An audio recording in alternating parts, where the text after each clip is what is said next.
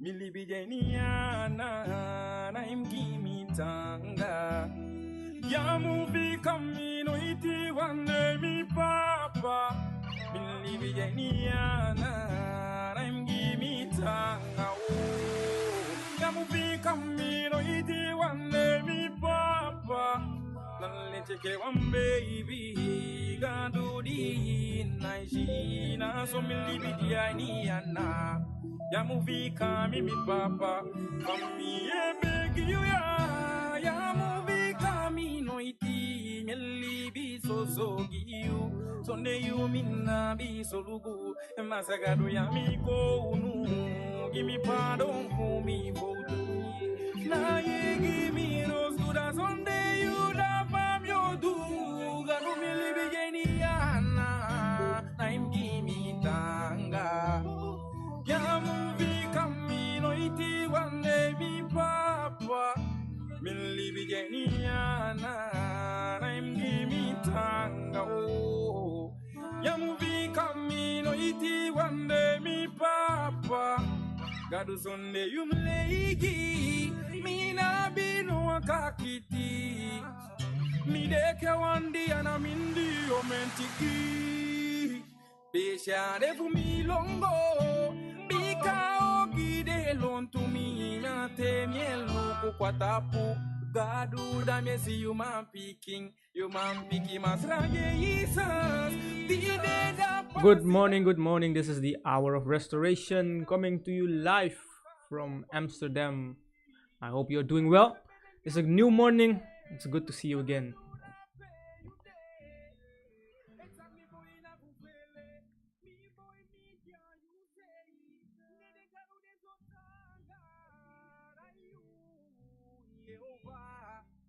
Sunday you no bioman, me de kebo miki Sunday wata Sunday you nede mili bigeniana na imgi tanga ya movie camino iti one day yeah Jesus mili bigeniana na imgi tanga oh ya movie camino iti one day mi papa kadu megi you ala yeah, for you, Nena, hey.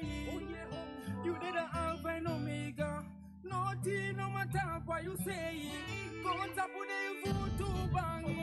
Spare that you not be. Nanu ne bigi me a go on top of ya. Nanu we can you name. Yes, welcome. This is the hour of restoration. Coming to you live from Amsterdam, we're back with you again with a new topic. Still in the theme overcoming addictions. Last week we had a beautiful session where we discussed, what did we discuss? I forgot. But for this week, this topic is removing obstacles. And tell a friend to tell a friend. This is the hour of restoration coming to you live from Amsterdam.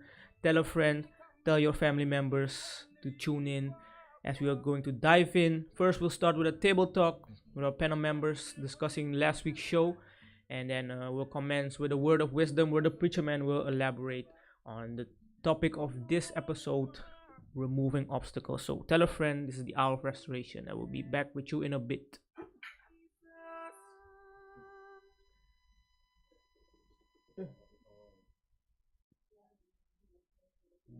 Maybe you find out.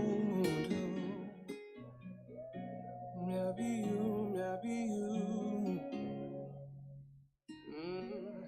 Taki te me sabe savutaki mo.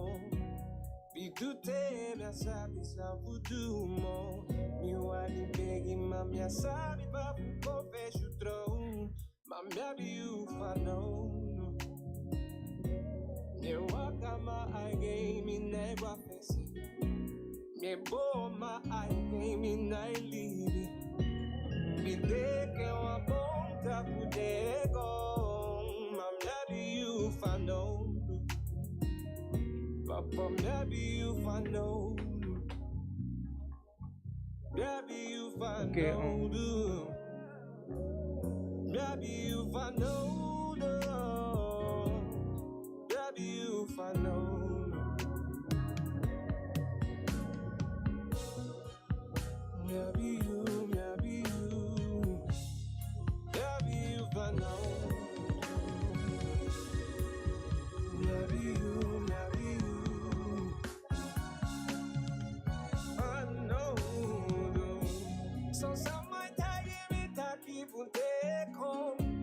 que me amula si bo mi molido. Abutagi king pinangili. Taki dei fusu tani já sabe famia fi. Matimia lo si yoga do prêmio go. Solto ye pide fu fendega do boidio. Maulanga me muatimo.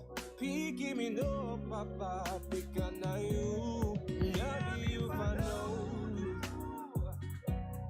Maybe you find know. Maybe you find know. Maybe you find know. If we are my me, that's some more boy me more. Papa, if we are my me, that's some more boy me more. Yeah, me, me, tagging me, tagging you love me, no you fika me, yeah, me.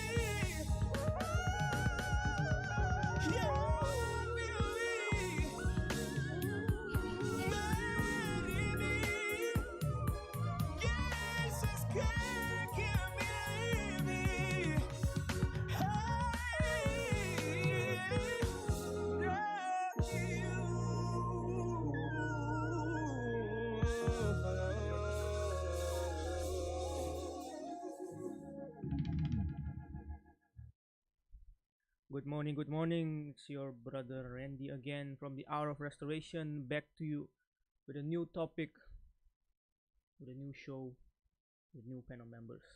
We welcome you from wheresoever you're listening. Thank you for tuning in. I hope you're doing well. We are also doing well. And let's see how our panel members are doing. Let's see the Sister Steph. How are you doing? I'm fine, thank you. How are you? You're fine. No, that's too quick of an answer. No, I want to elaborate a little bit more. Why are you doing fine? Because I'm doing fine. It's nice weather, eh? How did you No, spend but your- I am all right. Yeah. Yeah. It's good to be here also Mm-hmm. with you guys. And also talk about the week, the show of last week, I mean. Yeah.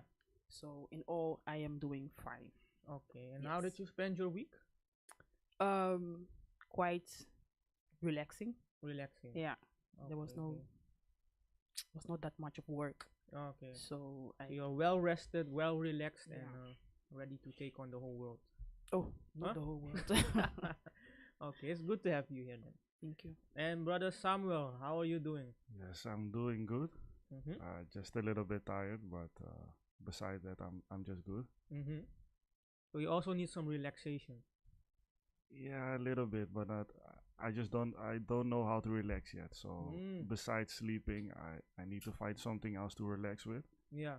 So yeah, I need something else. Maybe if you have some suggestions. Suggest the sister is good in relaxing, so maybe she has suggestions for you.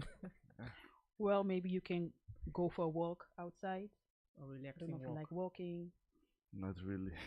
Not really. Do you like to exercise? Yeah, I've started. I tried to get a rhythm for that, but not yet. Not Well, yet. the Not best yet. thing I can I'm tell you is still that you should developing. just take your time and look what you like to do. Yes. Because if if it is something you are passionate about or it's coming from within you, then it is easy for you to do it as relaxing mode or behavior. Yes. And maybe you can also try something out of your comfort zone. Maybe the things that you usually do for relaxing, maybe you can find something else that somebody else does for relaxing and maybe try it. So maybe maybe it can work for you, maybe not. But at least you've tried it. So in life, you have to try things. That's true. So yes, and as for me, I'm also doing well. I'm a little bit in the balance of you two guys, busy with all kinds of things, but I've learned myself that in the midst of the storm, I try to keep my mind in a relaxing state of mind so that you can know what you're doing. So I'm in a combination of that. So it's good to have you guys here. And Thank you. no Siri, please. This is not your show. So let's continue then. We'll start off with a table talk about last week's show. The theme is overcoming addictions, and last week's topic was the power of confession. And it's not something that is often spoken of in the assemblies or in the churches or even publicly, because confession is something that you're going through something and you're mostly ashamed of it, and it's something that you keep hidden. So first we'll start off with a mini segment, because that's something that I'd like to do, and it's still the segment what am I reading, or something that you plan on reading, something that you have on your list. So let's start with Samuel. What are you reading, or do you have on your list that you want to read? Yes, unfortunately, the answer yet again is I haven't read a real book. But what I started reading was a book about how to develop your English vocabulary. So it was just a Cambridge book, and that's what I started reading from the start of the summer vacation. Yeah. Just to develop my English in the summer break, and also gather more development through it. With that book. So not really a book, but more academic book that I was reading. Yeah. So the reason that you started to read this book is because you wanted to improve your English. Yes. So it's working on a long-term goal, and that's the reason why you started to picking up the book.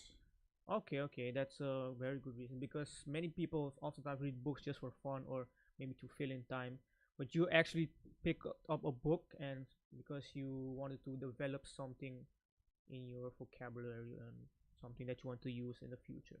Exactly. So that's a good motivation to pick up a book. So Sister Steph, your turn. What are you reading, or what do you plan on reading? I did not finish reading the book I mentioned the other time. Oh, how long ago was that? A month ago or longer. But the thing is that I don't have the habit of reading. I've noticed that I have a lot of books, and I keep on ordering books that I'm interested in, but it's difficult for me to pick it up. You know, because if I don't do anything in my spare time, then I should like take a book and read it.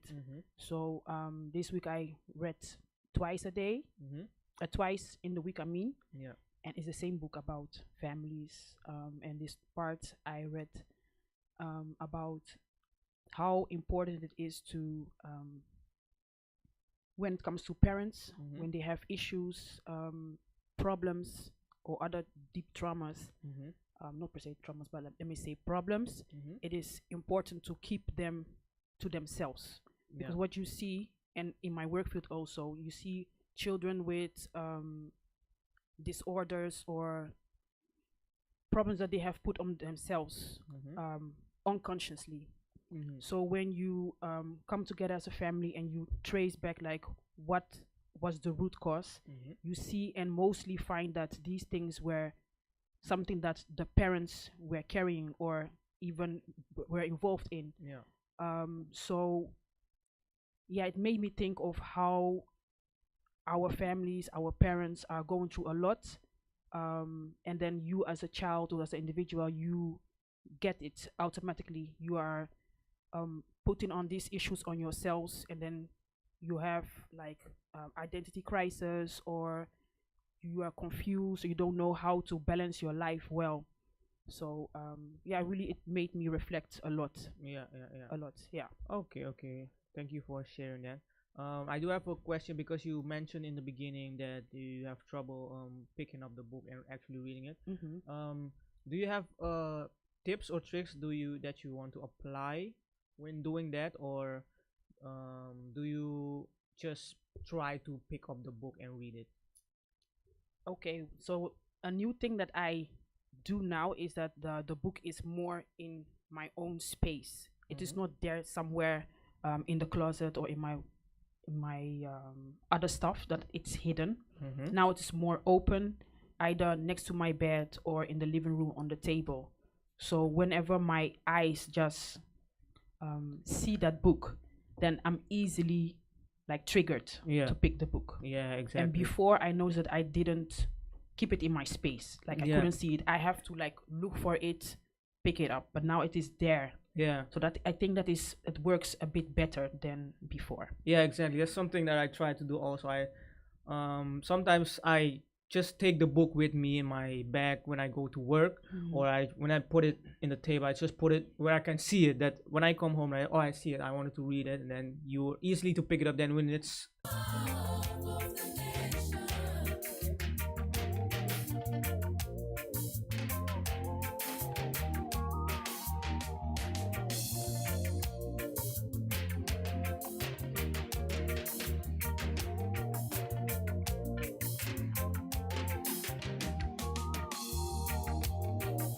Sun went down on the mountains, birds flew back to their hiding places, living standing there like a telephone pole. In the still of the night, you and I dreaming of Romeo and Juliet. All he dreams about is the freedom of the nation, when every man will be equal in the eyes of the Lord. As he closes his eyes for the last time, he said again, I'm still here in the house of bedside for the love of the nation. I'm still here in the house of bedside for the love of the nation. Gewoon ademen.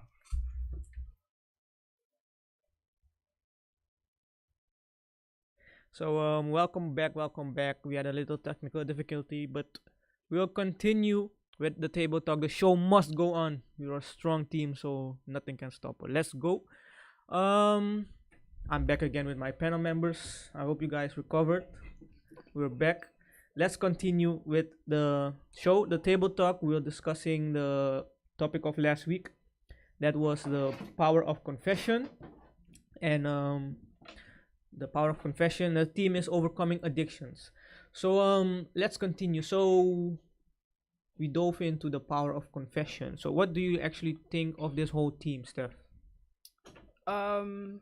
Overcoming addiction. That is the theme. Yeah. Addiction, a very important topic. Also, once again, like any other topics we discussed here on the show. But I believe with this topic, you go to the roots, and you go very deep. Like you have to analyze so many things, and it shows how many power a substance, an item, maybe a certain behavior has power over you as a person, and it is not something that you can easily like get rid of or stop doing. So even myself, when I like listen to this topic and study it, I see that I am not done with it. Yeah. Exactly. It's something that goes very deep, and if you don't have proper understanding how to deal with these things, then you can really be stuck in it. And Samuel, the preacher man, mentioned that there's a difference between actual addictions and things that people call addictions. Can you recall that he mentioned that, or did you know that already? No, I didn't know it before. But he mentioned three exactly, and it was, I think, behavioral addictions, the substance abuse. Yeah. I don't know. I think it was substance addictions. Yeah. Addictions, and I thought Impulse. already, impulse. Yeah, impulse. Yeah. So I didn't know that there was a difference in it, because we often just talk about addictions in general. Yeah.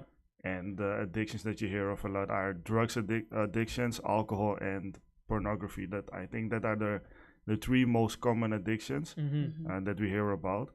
So when I was just used to hearing those three. I didn't categorize them. Yeah. But when I heard the message, I also understood that there isn't even such a thing as, okay, you now have a pornography addiction, you have an alcohol addiction, but it all comes from a specific root, like Stephanie already mentioned.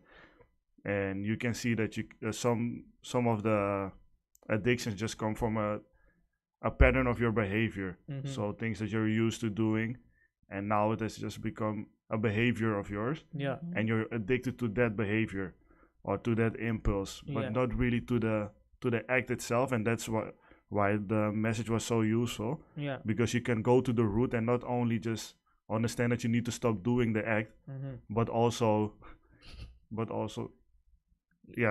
just stop doing the things that trigger the act. Yeah. Okay. We have a little technical difficulty again. Excuse us, please bear with us. We'll try to solve it as quick as we can, and we'll be back with you in a bit.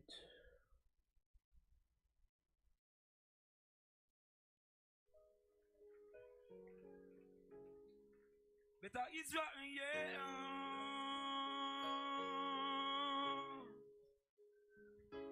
Better Israel,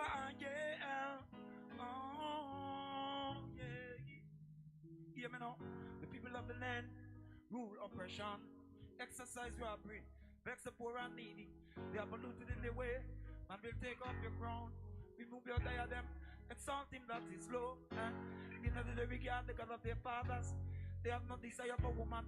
They exalt forces. They come into our fields and them take them by violence. They oppress a man in his house, even his heritage. They try to put a bit into my mouth that I might obey and go whichever way you say and say whatever you say. But I know your works. We're negatively living and they keep on holding on to my name. Israel,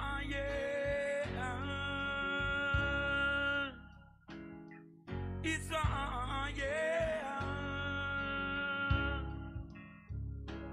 give it up. The people of the land rule oppression, exercise robbery, vex the poor and needy, polluted in their way, and will take off your crown. Remove your diadem, exalt him that is low. Neither do they regard the God of their fathers. They have no desire for woman. Them exalt forces, they come into our fields and them take them by violence. Them oppress a man in his house, even his everything. They try to put a bit into my mouth that I might obey and go whichever you say and say whatever you say. But I know your works. We're negatively living, they keep on holding on to my name. Israel,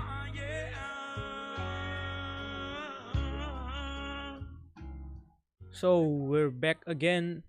Excuse us. Let's commence with our table talk and our panel members. So we're discussing the difference between the different addictions, and Brother Samuel mentioned that there was behavioral addictions, substantial addictions, and impulses. So meaning there is a difference. You cannot sum everything up together and say that I'm addicted.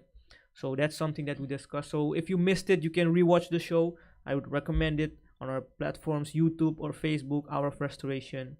We have many topics. So let's continue. Sister Steph, why do you think it's relevant that this subject needs to be addressed? Like I already explained, it makes you go to the root first of all. And also, like the minister did last week, there are different categories, so you can even see like, okay, what type of addiction are you suffering from or dealing with? Yeah. And even you can also see how it has an impact on you spiritually.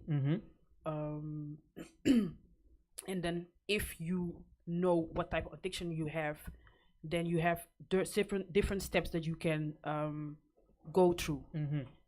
You have to take your time, and if you do it well, then hopefully, by his mercies, then maybe you can be delivered from it. Yeah. So that is actually how important it is. Yeah. If you have an addiction, if you're dealing with it, then you have to go through a process to come out of it. And Samuel, in the churches or the assemblies, you often heard like when someone is addicted, then we need to pray for you, we'll bind and loose and those kinds of things. do you think that for each and every addiction you deal the same way with, like, we pray for you and bind and loose and the demon has to come out, then you're free? Is that how you go about with every addiction, or are there differences? No, unfortunately, it's not that easy, and I think it doesn't apply for any of them. Oh, okay. So, and that's why, yet again, the message was so important, because oftentimes we just hear people say, "Oh, I'm addicted to this," so that's the reason for them to act in that same way for over a several amount of years, and you can just justify it by saying, "I'm addicted to this, so I'm easily beset by this. That's the reason why I can just continue to live like this." But when you explain the root of the issue, you can also go about it, and maybe you will not fix it in one day, but you can see, okay, it comes from doing this, or when I'm looking at this, when I hear this, you get triggered. You get easily triggered, and that can help you to go through that process, knowing, okay, I need to refrain from this, not only just not smoke today, but why am I so eager to smoke today? So if you think about that, you can block out the first obstacle, and then maybe you can counter the bigger issue. But I think the smaller issues are the most important to stop the bigger issue in general. Yeah, exactly. And I think you nailed it on the head when it comes to the addictions. And I want to elaborate more on the setting in the church, because the confession, we spoke about the power of confession.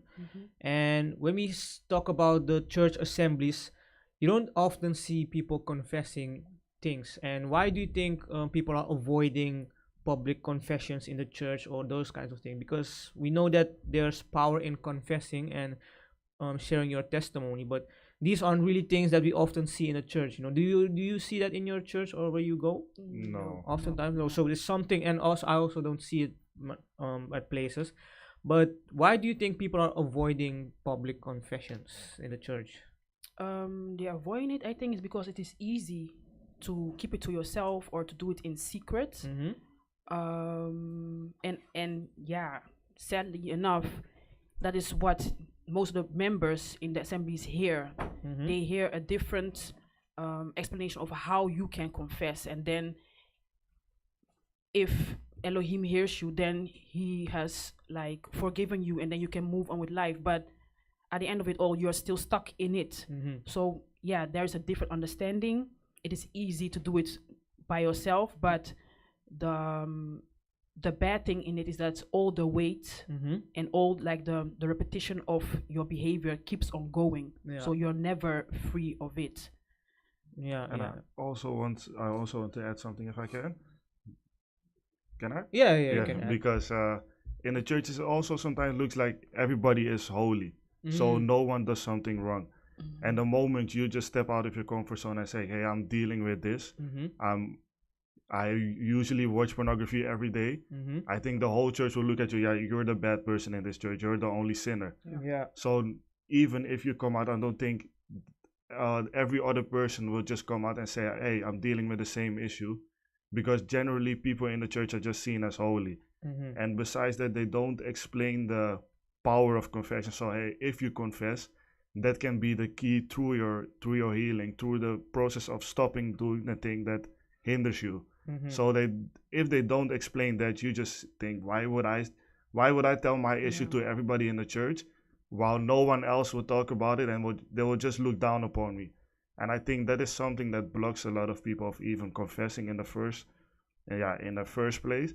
And besides that, it's just something I see in black people a lot, that we just want to hide our issues, but we just want to highlight the things that are going well. So when people are doing the testimonies, it's only about the things that they were able to complete. And even if they were struggling in that process, they won't tell you the struggle until they have finished the goal that they wanted to achieve. Exactly. I can really acknowledge what you said, because we as a people, oftentimes we only want to brag about when you made it, that you made it and you made it, but there's so much things that you can help others with when you share the process. I think there's more power in sharing the process or the struggles, the moments when you fell, when you share that and then the people see that you have overcome it, that there's more power in that, I think. Yeah, And it also then- becomes more relatable.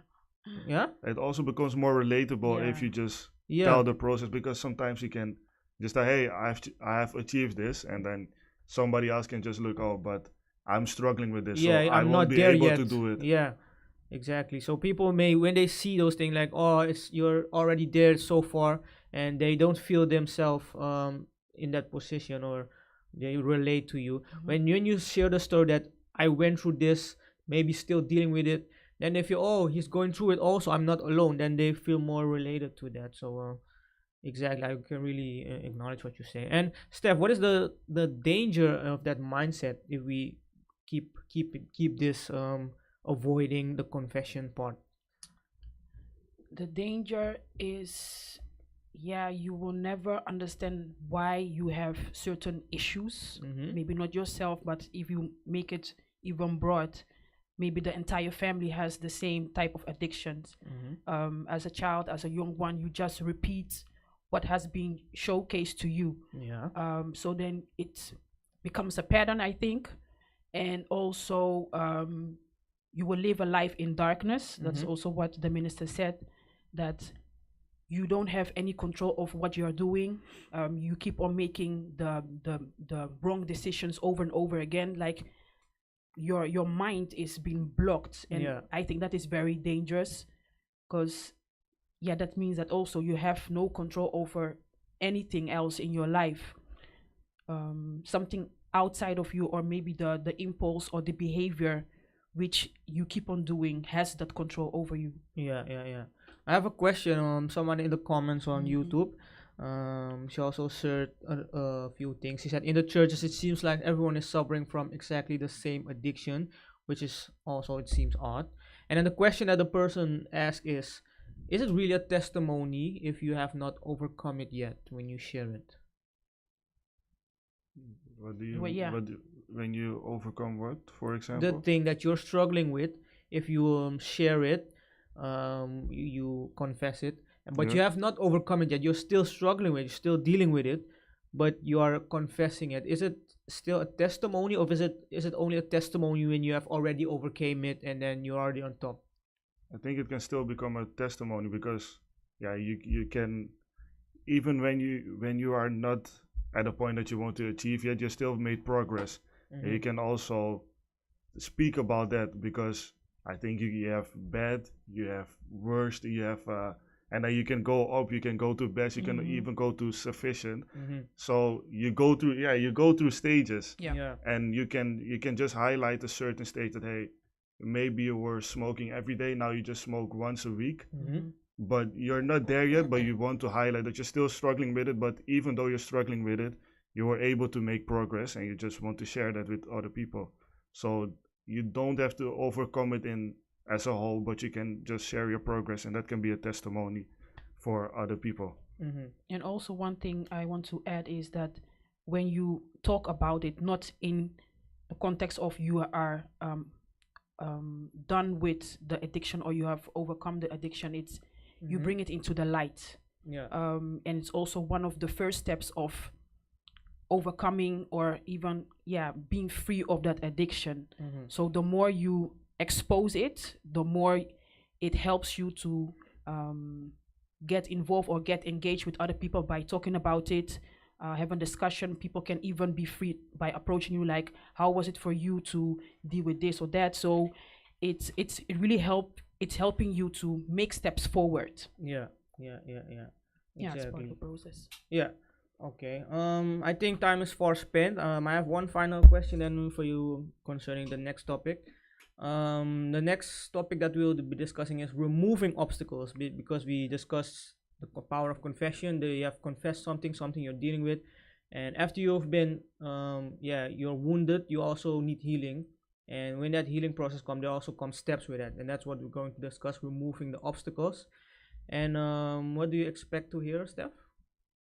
No expectation per se. No expectation. Because maybe I think what would be nice, like the minister did last week, he made like the different steps how to come to the end. Like first you acknowledge it, then you confess it, then you remove it.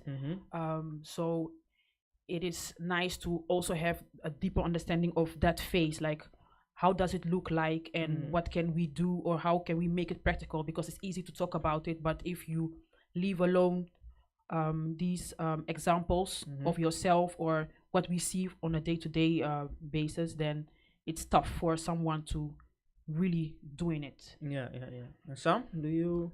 I think it will be I think it will be more of an explanation about the trigger points. So in order to remove your obstacles, you need to know what your obstacles are. Yeah. So highlighting the characteristics of certain triggers, and then explaining how to overcome it. So when you know the root of it, how can you also tackle it? Because I think you need different approaches for different issues. I think how to tackle those issues in a general way can be explained throughout this message. Yeah, exactly. That's also the same thing that I expect. So thank you guys for your part of the show. Thank you for sharing what you have. I hope the people got something out of it. If you missed the show, you can rewatch it on our channels, YouTube, Facebook, The Hour of Restoration, and we have many videos that may help you. Search it out, and if you have a question, you can send us a message, and then we can help you. So thank you guys again. As we will commence with the word of wisdom, that is the next segment. I will play a little song. Tell a friend to tell a friend. This is the Hour of Restoration. Tell them to tune in.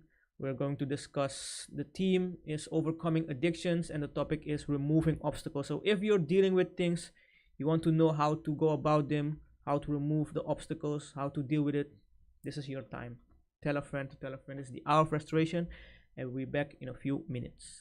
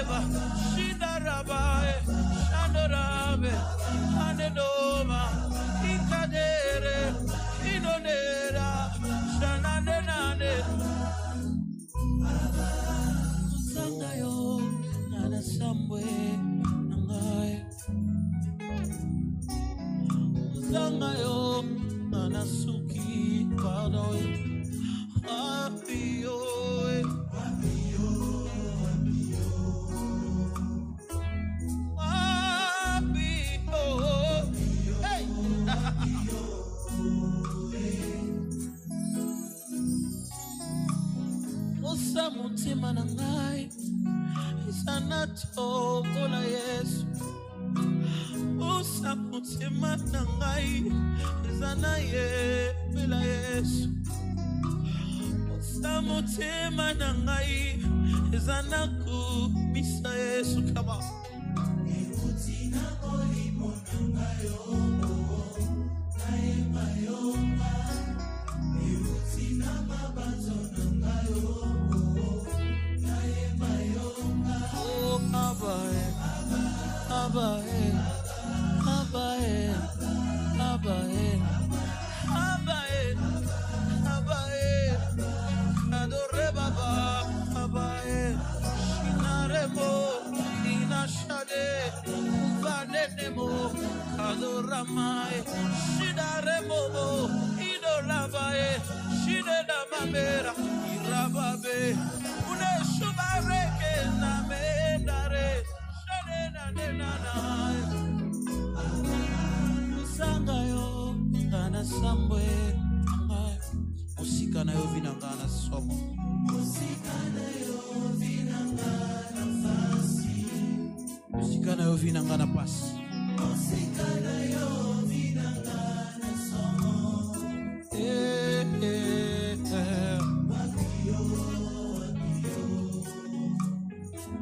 wapio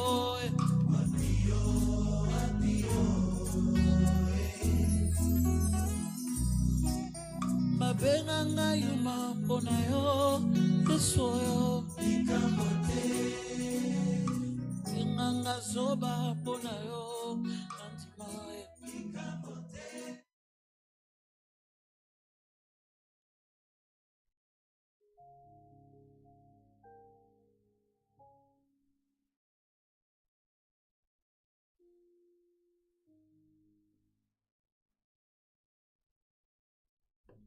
Those that will be checking in later on, we pray and hope that the mercies of Elohim will find you wheresoever you are in these difficult, I would say, times and seasons. We are grateful unto Elohim for the fact that he has kept us alive until today. There are many things that are happening. As long as human beings are found in this world, many things will be happening.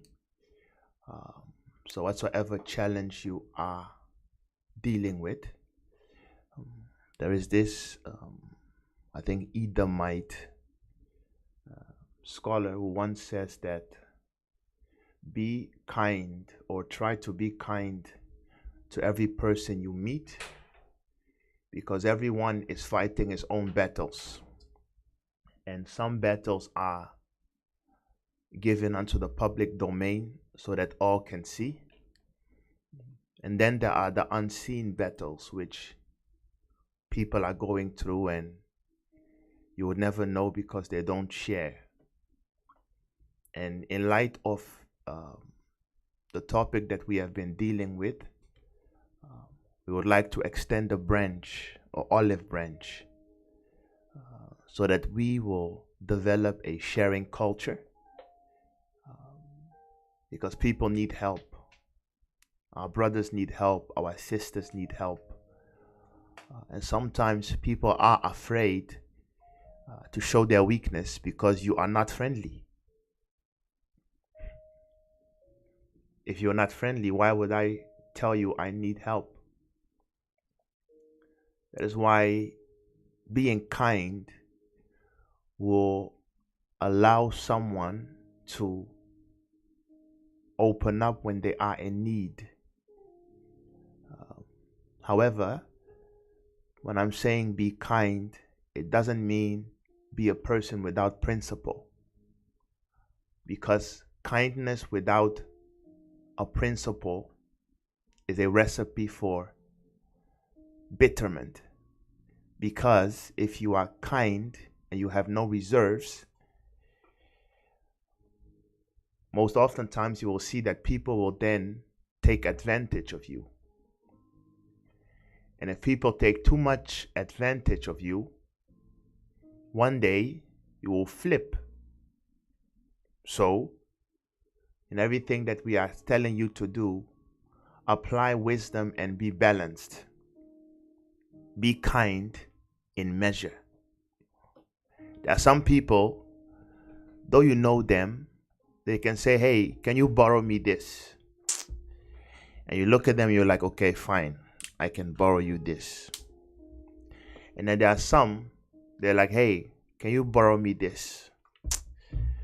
But you look at them and you're like, if I borrow this to you,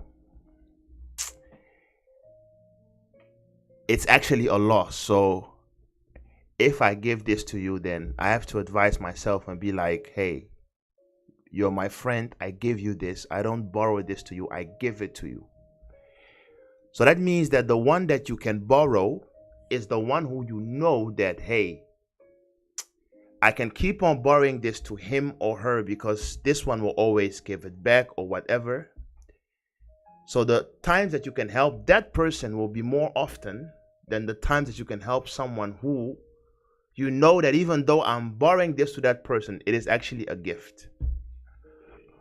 I can borrow 10 things to someone, I know I will get it back, but I can give maybe 2 or 3 times to someone. And that's the limit. So what I'm trying to say is we must try to apply wisdom in many situations. Also, when it comes to this culture of sharing, when you're saying that we want to establish a environment of sharing or confessing, it does not mean run around the streets and begin to confess to each and every single person. That is not the case, because there are some people who, if you dare to show your weakness to, that will become the end of your life, because they will gossip your story around. And before you know it, 10 people, 20 people, 30 people know it, while you only confess to maybe 1 or 2. So even in your confessing, be discreet to whom you confess, as long as you confess. Yeah?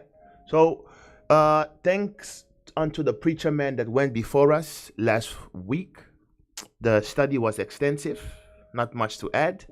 We will simply try to build on the foundations that he laid. So because of time, I told myself I will be very conscious of our intros, because we nowadays have people, their introduction alone is 45 minutes. And then there's only 20 minutes left for the message. So please stop. Yeah? Okay. Hey, let's start with the slide. Overcoming addictions, with emphasis on removing obstacles. Let's go. So, I think we're at slide number 2. Yeah. And it reads from Ephesians 4, from verse 17. So, yeah. So, first you see this picture of a man and his head, and then there is a key. So, Ephesians 4:17, it says, that you no longer walk as the rest of the Goyim also walk. That you no longer walk as the rest of the people that are estranged of Elohim, the Goyim, walk. In the futility of their mind. In the insanity, in the madness of their mind. Being darkened in their understanding. Being darkened in their understanding. So everything that happens to men. And then I wrote, everything that happens to men first finds its place in the mind. It must first happen in the mind. Addiction has to do with the mind's perceived risk and reward system. So the addiction that we are calling addiction, it has to do with what the mind perceives as a risk or a reward system. Because human beings are incapable and do not like to experience pain. Usually the mind and the brain will be programmed in such a way that will facilitate their process of achieving a reward. So when someone is addicted, it simply means that your reward and risk system is out of balance. it is out of balance. You are willing to risk certain things just in order to receive a certain reward. So you like food, you like eating a lot. So you will go through a day and you will eat maybe 10 chocolate bars. Because every time you eat chocolate, dopamine is flooded in your brain and you'll feel rewarded. But at the same time, you also know that there is a negative side effect of eating too much chocolate. That is, you will get obese or you will become fat. But because your risk and reward system is out of balance, you are willing to forsake the risk in order to get the reward. And all of those calculations are done here. So continue reading. What many people nowadays call an addiction is nothing else but a repeated behavior that has become a part of your daily routine. Things you do simply because you are used to it. So things you do simply because you are used to it, because it's readily accessible to you. Oftentimes, simply a lack of access to certain things is all it takes to change. No prayers, no fasting per se, simply removal of certain things and the cultivating of other healthy habits. I know that is so controversial to many people, but it's the truth. People are like, yeah, first of all, what many people call addictions today is not a real addiction. What many people call an addiction today is simply what we call a gewoonte. It's a habit. It's a habit. And you don't simply go around necessarily killing habits by lightnings and fire and I don't know. So you don't go around killing habits by you don't go around killing habits by praying and fasting, and no, you go around killing habits by intelligence. You must take your time and realize, hey, am I addicted, or is this simply a habit? Because there are people that are walking around, you are maybe a boy, you're a sister or a brother, and then you go to, I don't know where, or you're praying in your room, you're like, God, please, God, I'm addicted to sex. Help me, God. You're addicted to sex, you say. But then, you are praying and you're fasting, and after you finish praying, you're fasting, you go to your work, and it maybe just so happens to be that your work is past the red light district. So every time you go to work, you pass the red light district area. And let's say you prayed and you fasted and you were able to abstain for a week. But then this 8th day comes, and that day you are maybe not as focused as you usually are. And then you slip up on your way to home and you end up with a prostitute. And you say, you see, I can't, I'm addicted.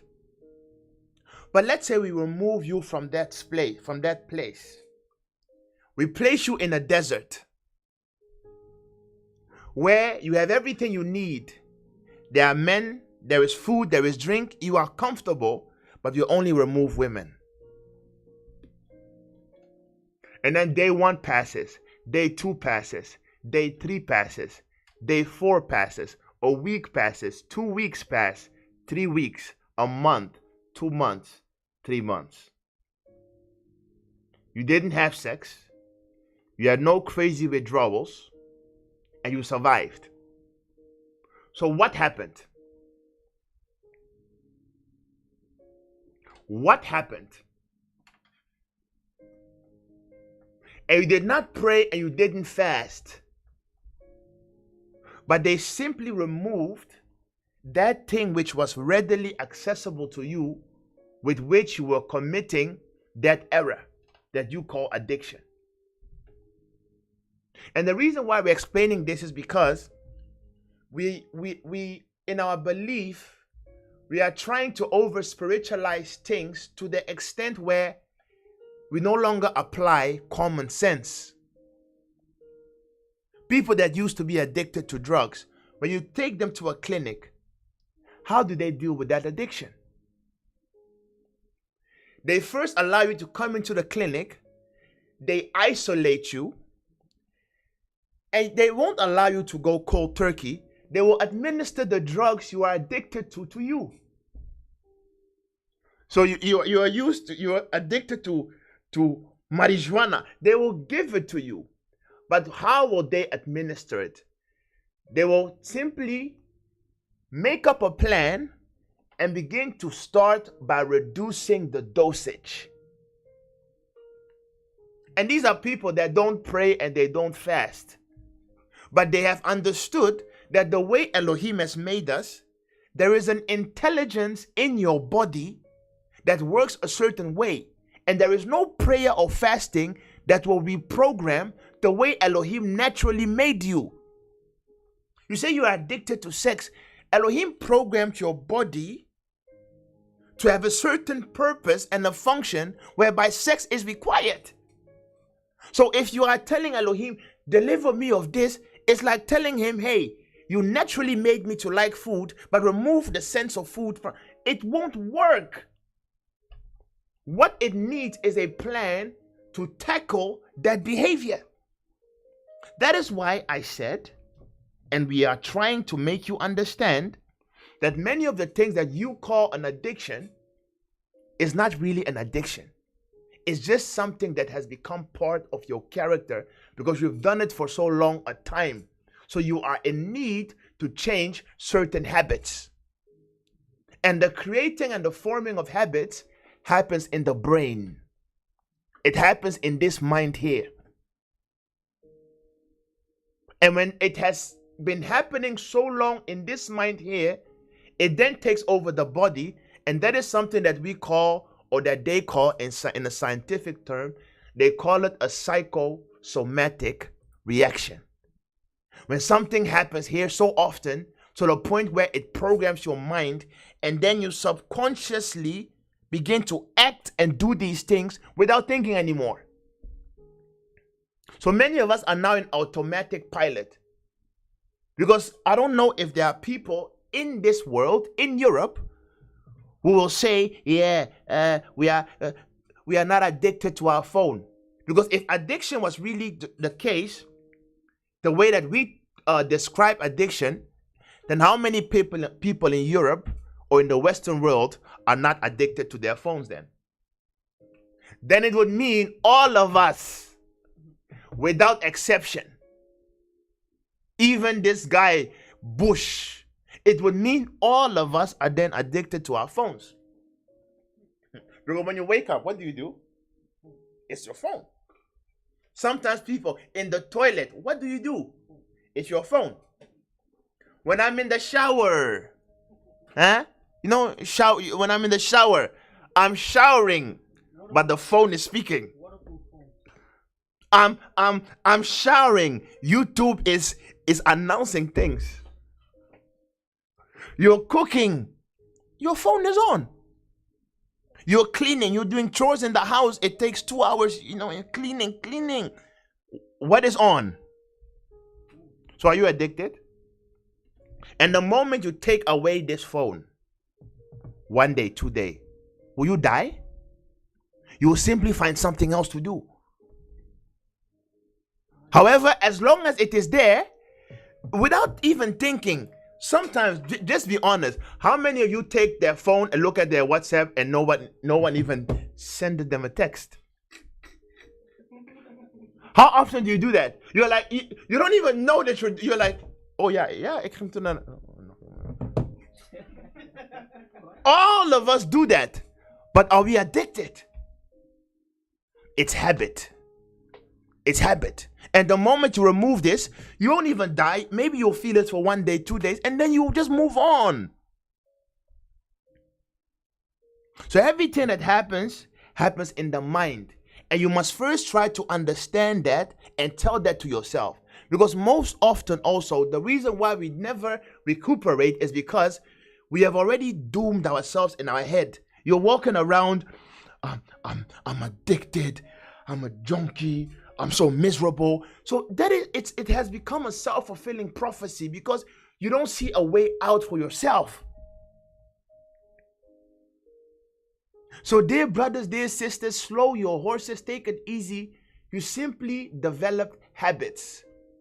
And just like you develop habits, you can also undevelop certain habits and develop new ones. Yeah? So the next slide, please. So the difficulties our people face in Europe. This is such a sad picture to see. And I don't like falling into stereotypes, but there is a truth in the picture you're seeing. So read. The difficulties our people face in Europe and the Western world is different from those living in Africa, Asia, or South America. In Africa, Asia, and South America, you struggle for food, housing, and survival first. In Europe, we struggle against the pleasures of life, technology, and comfort. Both are evil, both are sin. They require a different strategy to tackle, however. This is something that we really must understand. Addiction, sin, and the thing that we're dealing with, people that were living or that are living in what they call third world countries, they have a different set of challenges from us that are living in the US or in Europe. They usually fight just to get the basic things. However, read the second paragraph. In Europe, we have to fight to say no because we have plenty. In Africa and other third world countries, they have to fight simply to have something. You see the difference? In third world countries, they oftentimes sin and transgress simply because they need, simply because they have a lack. Whilst our problem is, we have to fight our urges and restrain ourselves to say no because there is plenty. Do you see the problem? There is plenty. So where there in those countries, they have to steal. It is a sin, but they have to steal to survive. However, you are chilling in Europe, you have to fight gluttony. You have to fight Mackie. You have to fight Burger King. You have to fight listen, man, you are addicted to, or you are a lustful person, addicted to, let's say, pornography. And you have a phone readily accessible 24/7. You are addicted to, you say, sex. You get a paycheck. You get a paycheck every month without working. You go outside, you can do things. You are addicted to food or whatever. Tais Besoro, you can order, you can sit in your house without even setting one foot outside of the door, and food can readily come into your house. So in Europe and the Western world, we are at ease, as the book of Zechariah says. So we are fighting abundancy. Whilst they in those countries, third world countries, are fighting for the basic things. And truth be told, many of the strategies that are applied in the Bible had to do when they're living in a time when they were in a third world setting. So some statements and some statements and quotes made by Job and David, it would work for them in that time, but it won't work for us in our times. And we'll reach that when we are reaching the concluding act of the teaching. But I just want you to keep that in mind, especially when we're dealing with addictions. So next slide, please. Ephesians 4 from verse 17. Now this will be this and some texts in the Old Testament will be our foundational scripture. It has to do with the brain and the mind. So Ephesians 4:17. This I say, therefore. Listen, this I say. And testify in Yah. And we are testifying this in Yah. That ye henceforth walk not as other Gentiles walk. That you will not walk as the Goyim, as the other Gentiles have walked. In the vanity of their mind. In the vanity of first their mind. Having the understanding darkened. You can only be a person filled with vanity if your understanding is darkened. Being alienated from the life of Elohim. A darkened understanding simply means you have a mind that is void of the knowledge of Elohim. Through the ignorance that is in them. Through the ignorance that is in them. Go ahead. Because of the blindness of their heart. Because of the blindness, a darkened understanding, a darkened mind, a mind alienated of Elohim is equal to a blinded heart. Because the words mind and heart are interchangeable. Because when someone says, you have broken my heart, you know the people who say these things, right? When they say, you have broken my heart, do they mean it's a physical heart here? No. It means you have pained me emotionally, mentally. So this heart here is not the heart that the Bible speaks of. Heart and mind is interchangeable. Read. Verse 19. Who being past feeling. Who being past feeling. Have given themselves over unto lasciviousness. They have given themselves over to lasciviousness, an uncontrollable passion. To work all uncleanness with greediness. But ye have not so learned the Messiah. But ye have not so learned the Messiah. If so be that ye have heard him, and have been taught of him, as the truth is in Yahushua, that ye put off concerning the former conversation the old man, which is corrupt according to the deceitful lust, and be renewed in the spirit of your mind, and that ye put on the new man, which after Elohim is created in righteousness and true holiness. So that is the beginning and the end of today's message. But we will revisit this passage whilst we are going to the teaching. Because what Shaul said in this text, he first explains how one becomes devoid of understanding. He then explains how when you are devoid of understanding and your mind is darkened, you will be given over to an uncontrollable lust, addiction. And then it tells you how you can remove those barriers and come into the understanding of Elohim once again. Everything is packed in this passage. But we'll go through it slow by slow. The next slide. This one will take our time. The next slide. So, what is a neural pathway? So what you're seeing on the slide is how your brain looks like. Because the way the brain is divided, the brain has many chambers. More than 1 million chambers in your brain. And every chamber is connected. That is why they say human beings, we think in, what do they say? Human beings, we always try to think in connections, in association. Yeah, we associate things. You associate a certain color to a certain emotion you feel. You associate a certain song to a certain way you feel. That's why there are certain songs you hear them, and all of a sudden you become sad. And there are certain songs you hear them, you become happy. It is because somewhere along the line, when you had a strong emotional reaction, maybe at that time that song was playing. So your mind, it connected the dots. So what you are seeing here is some of the brain, some area of the brain, and then you are seeing all kinds of connections. And then you are seeing some words in it: belief, action, feeling, reflex. All these things are connected to one another. So read the explanation. What is a neural pathway? So in a brief, a neural pathway is a series of connected neurons that send signals from one part of the brain to another. Neurons come in 3 main types. Motor neurons that control muscles, sensory neurons that are stimulated by our senses, and interneurons that connect neurons together. These connected neurons process the information we receive. It is these that enable us to interact as well as experience emotions and sensations. So, and then how neural pathways develop. Like a physical pathway on the ground, if you keep going over the same route, it becomes a habit. Are you reading that? So take your time. So it says, like a physical pathway in real life.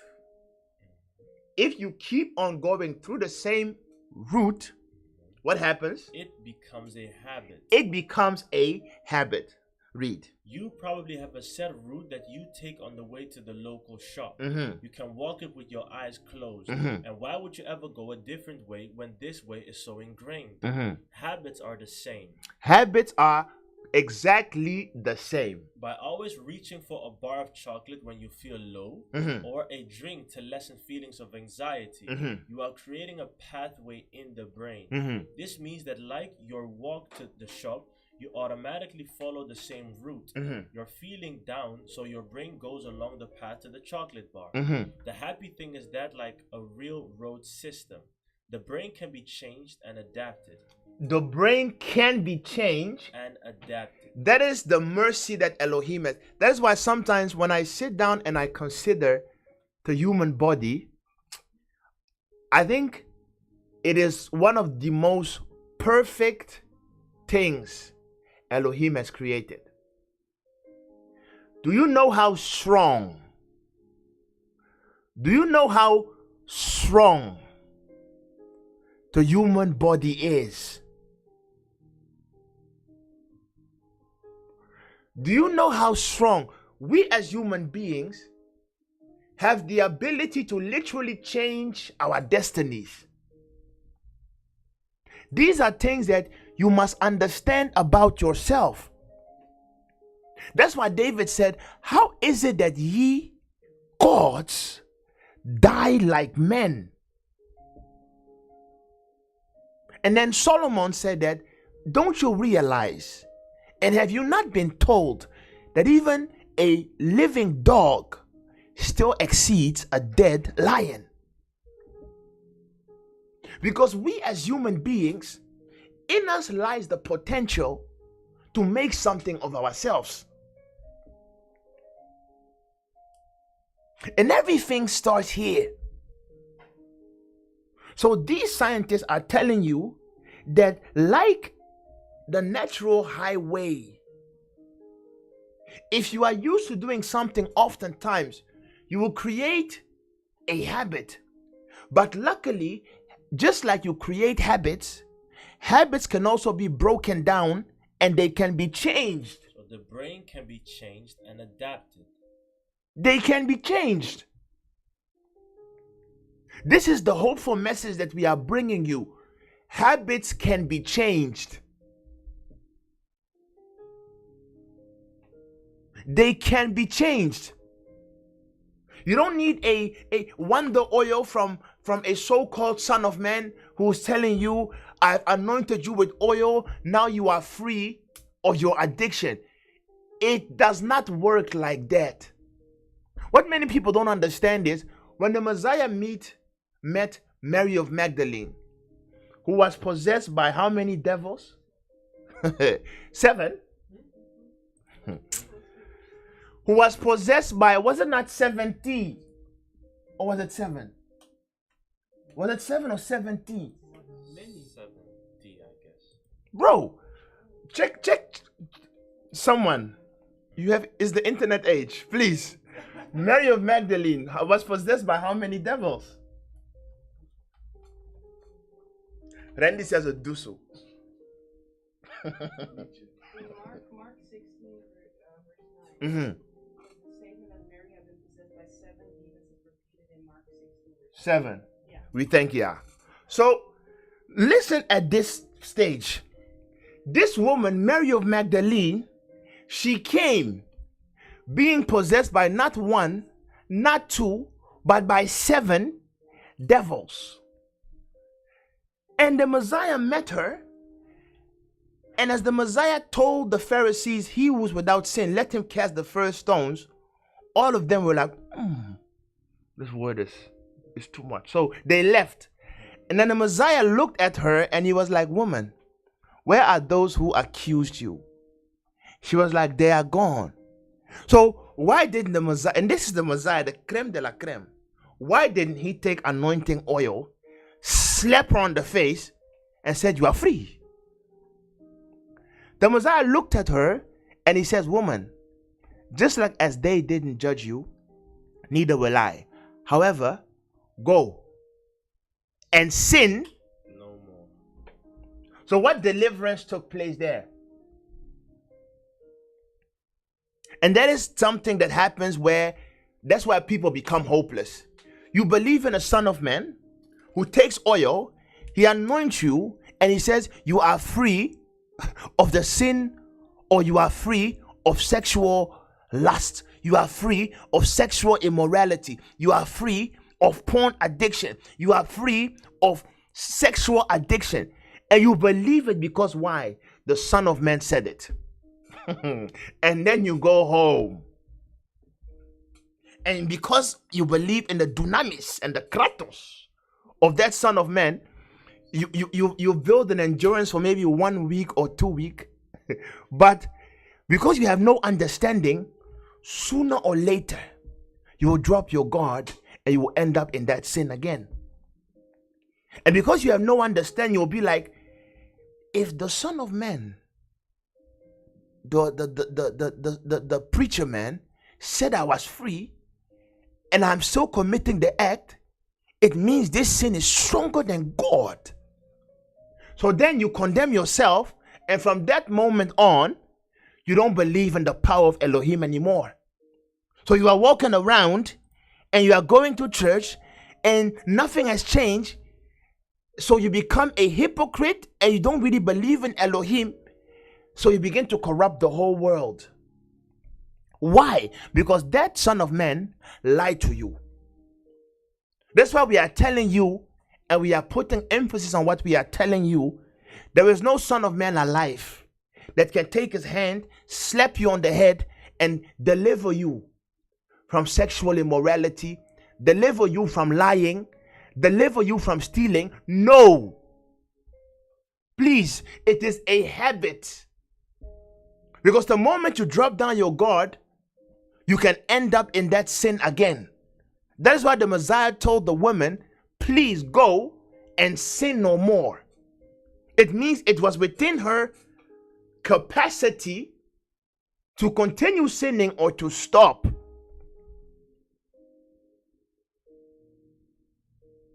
To continue sinning or to stop. And that is what we are trying to tell you. And that is what even these scientists are telling you. Without even reading the Bible, they are saying, luckily, behavior can be changed, or the brain can be changed and adapted. Read. So this flexibility of the brain is called neuroplasticity. What is it called? It's called neuroplasticity. Read. And it's this that enables you to change habits that you thought were ingrained. Like the highway agency, the brain can create new routes and shut off old ones with some help and training. With some help and training. And why this is important is because I think many of us that drive cars, we understand this phenomenon. Do you still remember the first time you stepped inside of a car? Do you remember the very first time you stepped inside of a car and the instructor was there? First, the instructor was doing all the pedaling and the gas. All you had to do was steer, and you're like, wow, I'm moving. So the instructor was doing all the gas arrangement, and you were like steering. He was like, okay, go left, go right, go left, all right. You were like, yes. And then all of a sudden he was like, hey, mister, now I need you to also start dealing with the versnellingspook. What's it called? The gearbox. And that was level 2. So you were like, how am I going to steer and deal with the gearbox? And after some weeks, for some people, after some months, they control the steering wheel and the gearbox. And then all of a sudden, he was like, control the steer, the gearbox, But now also I need you to actively start looking. That's the difficult part. Because first you thought you were looking because all you were doing was looking at the front of you. Yeah. Now he's like, listen, friend, every 2 seconds you have to look at you have to check every mirror every 2 seconds. So your eyes have to go like left, front, there, left, front, there, every 2 seconds, whilst you are steering, whilst you're manipulating the gearbox. So the first month I died. I couldn't. I was like, how will I ever learn how to drive? And it's the same as, remember the first time you committed that crazy sin. It took you a hurdle to commit it. Many people will know, the first time that you maybe had to sleep with someone, it's a disgusting act. You're like, what? Because first you have to plan. And then you are afraid. Nee, ik kan het niet doen. Nee, ik kan niet. So you have to find a place. You have to maybe have some money. You have to wash yourself. Some people don't wash. So you have to wash yourself. You have to smell good. Then you have to go somewhere. You have to eat something. Put the right setting. And then you have to look at someone eyeball to eyeball. All these acts. The first time it may be like something that is quite scary. And then maybe you do it and there is a sense of shame. But if you've done it once, 2 times, 3 times, now sleeping with someone has become like ordering food at Mecca for you. You do it without thinking. The first time that maybe you watch something naked on television, the first time you saw, you were like, hey, that can't it, man. So there was a limit factor. But the more times you do it, you become accustomed to it. So what this piece of text is trying to tell you is that the first time that you are doing something, it is always difficult. But when you are, just like we're driving a car, when you are steering and the teacher is telling you, now deal with the gearbox. Now look, it is difficult at first because your brain has to make the connections. So one impulse of one of the sensory neurons in your brain are like, okay, so whilst I'm steering, every 2 seconds I have to look there. So the first time you looked is the most difficult part. The second time you look is easier because your brain made a connection. The third time you look is easier. Now, when you're driving, you drive without thinking. Now I'm driving, not always. So sometimes, the phone. There you go. Other times, music. So you're doing 100 things and you're driving. So without even thinking, you switch to 1, you go to 2, you press on the gas, you press on the brake. Why? Because the pathways are already created in your brain. Now the information is being sent without you knowing. You are on automatic pilot. Why?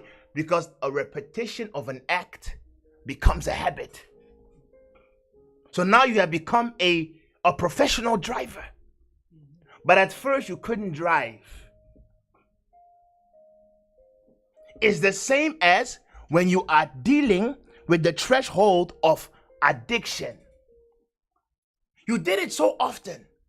Yeah, first time I lied to my mom was just, ik moest snel dingen doen.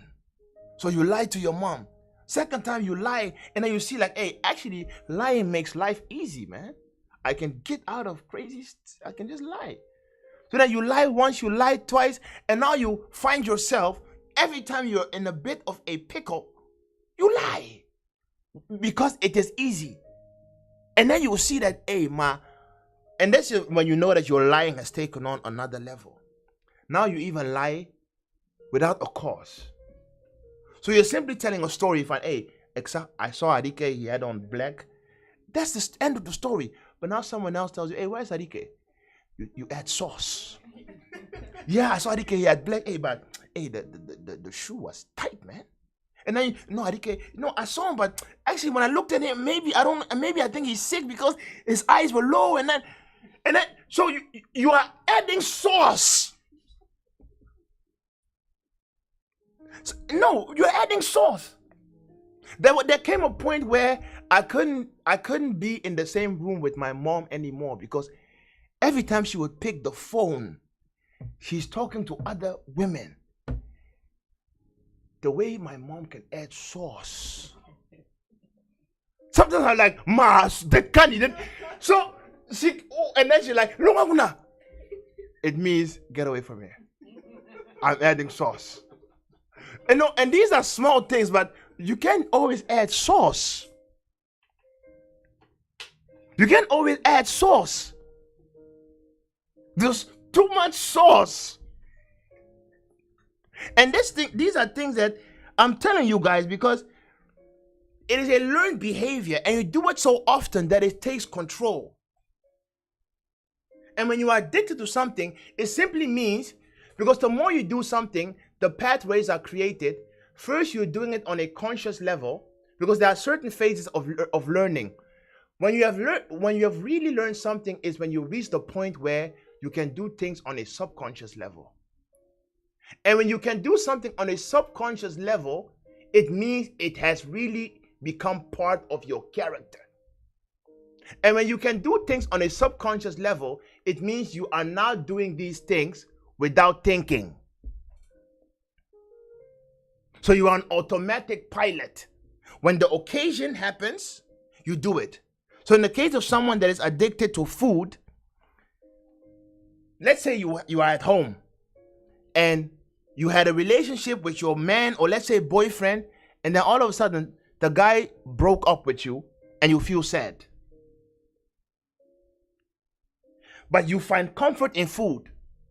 So the sadness you feel, what does it do? It triggers you. And when you are triggered, what do? Immediately, because your mind already learned, every time I eat, I'm at ease. Every time I drink, I feel relaxed. Every time I masturbate, I feel relieved. So every time you are triggered, this is something that you don't eat, because sometimes you're doing it and then you're like, why am I doing it? It's because it is embedded now. It is embedded now. You do it without thinking. And you must realize that. You're not demon possessed, what many people think. What do you mean? You are not demon possessed. You have done it too often. So now you must first understand your condition, and then we will apply the scriptures. Hebrews 12 verse 1. The next slide. So Hebrews chapter 12 from 1. Listen. Wherefore seeing, we also are compassed about with so great a cloud of witnesses, that all the people and spirits are looking. We are also compassed about with so great a cloud of witnesses. Let us lay aside every weight and the sin which does so easily beset us. Let us lay aside the weight, and this is the key, the sin that easily besets us. So you must identify before you can remove. What is the sin that easily besets you? Because there are difficult or hardly besetting sins, and there are easy besetting sins.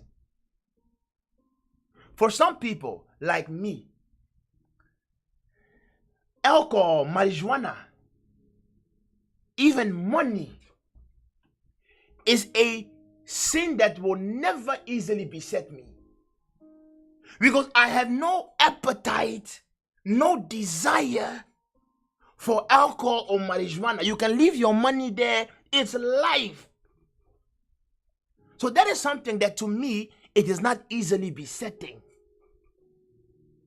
But put this preacher man here in a room with only ladies, it's easily besetting me. So I must make sure that I am first aware of the sin that easily besets me. Because you can be a spiritual person. You are addicted to smoking. You live in Central Station above a coffee shop. I don't know what you are doing, even if Angel Gabriel visits you daily. He can but visit you daily. But you are living in the area that is conducive, and the sin that easily besets you is always around. So the angels themselves, they have a clock, and they know as long as you are here, it is a matter of time that you will fall. There is no amount of prayer that can physically remove the sin that easily besets you. You must physically remove the sin that easily besets you. So, you are addicted to crack. You live in Central Station. Brother, please, no need to fast and pray. Leave that place.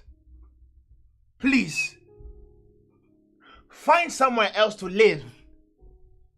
Go somewhere where within the radius of 100 kilometers, there is no coffee shop. That way, even when you are weak, the sin that easily besets you is not accessible. So no matter how high you jump or low, you can even invoke Satan in a room. Satan can never come physically and bring marijuana. That's the thing that people don't understand. You must first look at what is the sin that easily, because have you ever heard that? Have you ever heard I'm addicted to marijuana to the point where now Satan physically visits me in my room and brings me money? Have you ever heard that story? No. Why? Because he can't. We try to make, he can't. He cannot physically appear and give you marijuana. These are Nigerian movies which are lies. Because if Satan was capable, listen, to physically impose and force people, come on, man, then none of us would have survived. Because if there is a place where Satan can physically manifest himself, it's Europe, man. Come on. This is the seat of Satan. That is why I have a slide specially reserved when we reach that. When we reach that, because but it's a hopeful message. It's a hopeful message. So, people, first identify what is the sin that easily besets you. And once you have identified the sin that easily besets you, you must now apply wisdom. So, I wrote down the besetting sin is what becomes the addiction. The besetting sin is what becomes addiction. It's the type of sin that you commit without thinking. You but ever boast and it has become the sin that you use to cope. So that sin has become your coping mechanism. It means whenever you are in distress, that is where you go to find relief. So it has become your need. You been ever boast. You're frustrated. You have to drink. You're angry. You have to go to a room and masturbate. You don't feel well. You have to go. You steal. The sin that easily besets you, use it to cope. Some people even, when things don't go well, so the only way that they can really relieve themselves is they have to get very angry and shout and scream. And there are some people, they are addicted, and that's not, that don't really mean addicted. There are some people, the only way that they cope with anger is they have to smash things. This is something usually happens with men. They get so angry that they have to smash either. There was a guy I knew, when he gets angry, he would smash his phone, TV. So when he gets angry, he has to smash things. If that is the case, soon and very soon, you will hit someone. You will hit someone. And if you are a lady living with such a guy, sooner or later, there will be nothing left to smash but your face. Yeah. Even someone that can, first you make him angry, so he smashes his phone, and then he smashes the TV. one day there is no phone and there is no TV, but he's angry. And then you are there and green light. Green light. Psycho Christian. So, people, hey, let us continue. Ezekiel. What a lovely name, my boy. Okay, go ahead. Ezekiel 14 from 1. Mhm. Then came certain of the Listen. elders of Israel. Read. Then came certain of the elders of Israel unto me and sat before me. And the word of Yah came unto me, saying, Son of man, these men have set up their idols in their heart. And this is the issue when it comes to dealing with these things. There are certain things that Elohim looks at. There is not a situation that Elohim cannot solve. But he says, 6 things does Elohim hate, yea, a 7th is an abomination. And Elohim despises proudness. Don't be proud when you come before Elohim, because how can you be proud or prideful in front of Elohim? So he says, Son of man, These men have set up their idols in their heart. Have set up their idols in their mind. And put the stumbling block of their iniquity. And the stumbling block of the sin that causes them to fall. They put before their face. Have they set before their face. Should I be inquired of at all by them? And Elohim is saying, will I then listen to such folks? Read. Therefore speak unto them and say unto them. Therefore tell them. Thus saith the sovereign Yah. Thus saith he who is sovereign. Every man of the house of Israel. Every person. That sets up his idols in his heart. Who walks around with his idol in his heart. And puts the stumbling block of his iniquity before his face. And that continually walks around and carries the things through which he falls. And comes to the prophet. And yet comes to a son of man. I, Yah, will answer him that comes. I, Elohim, will answer him that comes. According to the multitude of his idols. This is very dangerous. And this is the other side of Elohim that people don't explore. The Elohim who deceives those who try to deceive him. So he's saying, if this is your mindset and you come before me, I, Elohim, will answer you that comes according to the multitude of his idols. Based upon your idols. It is nothing else but what Daniel says, that he who sins, continue sinning. He will show you marvelous. There are certain son of men, they prophesy, so their prophecies are stronger when they are drunk. There are certain sons of men, the word is deeper when they have just slept with someone or smoked. All of a sudden, they see shot. It's as if it has been upgraded from 480p to 4K. They smoked. And there are some people, when they commit sin and stuff, life flows. And when you're seeing that, you're like, yeah, man, see, you had Canvel. That's what Elohim is saying. I will answer you according to the multitude of his idols. Read. That I may take the house of Israel in their own heart, because they are all estranged from me through their idols. Therefore say unto the house of Israel, thus saith the sovereign Yah, repent and turn yourselves from your idols, and turn away your faces from all your abominations. Do you know how this looks like in reality? You go to a church, and the pastor's like, okay, let's pray for deliverance. And then there you are. You stand and you begin. First you pray in tongues, Kabbalah, Kabros, Kabbalah, Kabbalah, Kabbalah. And then you're like, I come against the spirit of lust. I bind the spirit of lust. Get out, spirit of lust. But deep down, you love it. So that when Elohim is looking at you and your prayer, first you are arrogant. Second of all, you pretend as if you command something you don't command. And then third of all, you are saying, I bind and I come against. So what Elohim then will do is, he will leave you in that state. The state of binding, loosing. You are never bound and loose. and you will continue living that life feeling as if you are going somewhere. Whilst a righteous person, the Bible says, a contrite and a broken heart, Elohim will not reject. Simply meaning, if you are coming before Elohim and you have this type of weakness, you don't go around commanding and so arrogant. You come before Elohim begging, just like all of us have done. I went to Elohim and I told him, Elohim, I have realized something. I have realized that I love lusting after women more than I love you. It is a sad conclusion, but I have realized that I'm ready to betray you for lust. I have realized that you are second place to me.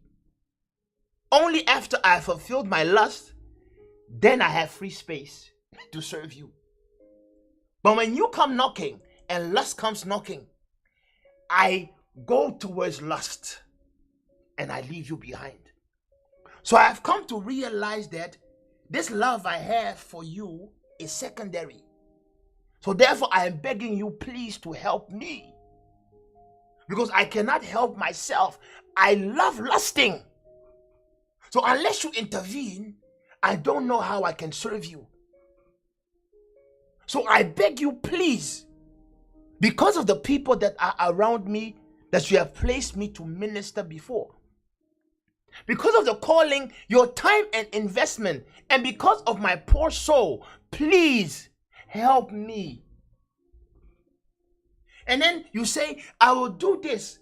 I will remove this from my phone. I will even abstain from my phone. I will not go to certain people. Look, I've removed all the numbers of the people that... So when you are doing that, you are removing the stumbling block that caused you to fall. And you are begging unto Elohim. So that when he looks at you, he will look at what are the actions that you took by yourself before you came. But if you are praying, I command the spirit of lust, get out. You are so arrogant. First of all, you command who? Who do you command? So it's so mad. It's as if the police officer comes to arrest you and you're like, I command you, police officer, get out. You say you are, use your common sense. You say you are addicted to drinking, smoking, lust. But while you are praying, you are commanding that spirit to get out. But you have been addicted, or you have been doing that same thing for years. Up until today, you are still praying prayers of commanding and binding and losing. Why? Because TD Jake said you are loosed. But whilst the Messiah came and said, please go and sin no more. Even Michael the archangel, when he stood against Samael, he did not say, Samael, I, Michael, I bind you. He said, Samael, brother, Elohim rebuke you for trying to take away the body of Moses. I have no power except that of Elohim. You are saying, I bind this. So because of these types of prayers, you will never be delivered. Because first of all, you are not sincere to yourself, and you are not sincere to Elohim. And the important thing in this passage is you have to understand, Elohim equates iniquity to idol worship. And this is the biggest of them all. People, if you are addicted to something, the sin of addiction is not regular sin as you know it to be. Because even sin itself is in many layers. Go to the next slide. I have two questions, so we have time also. What's the question?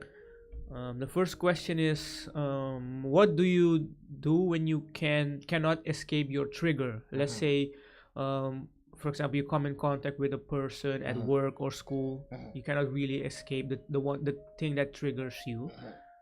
And the other question is, how do you deal with that discomfort or pain that drives a person to look for ease? Those are the questions. So the first one, right?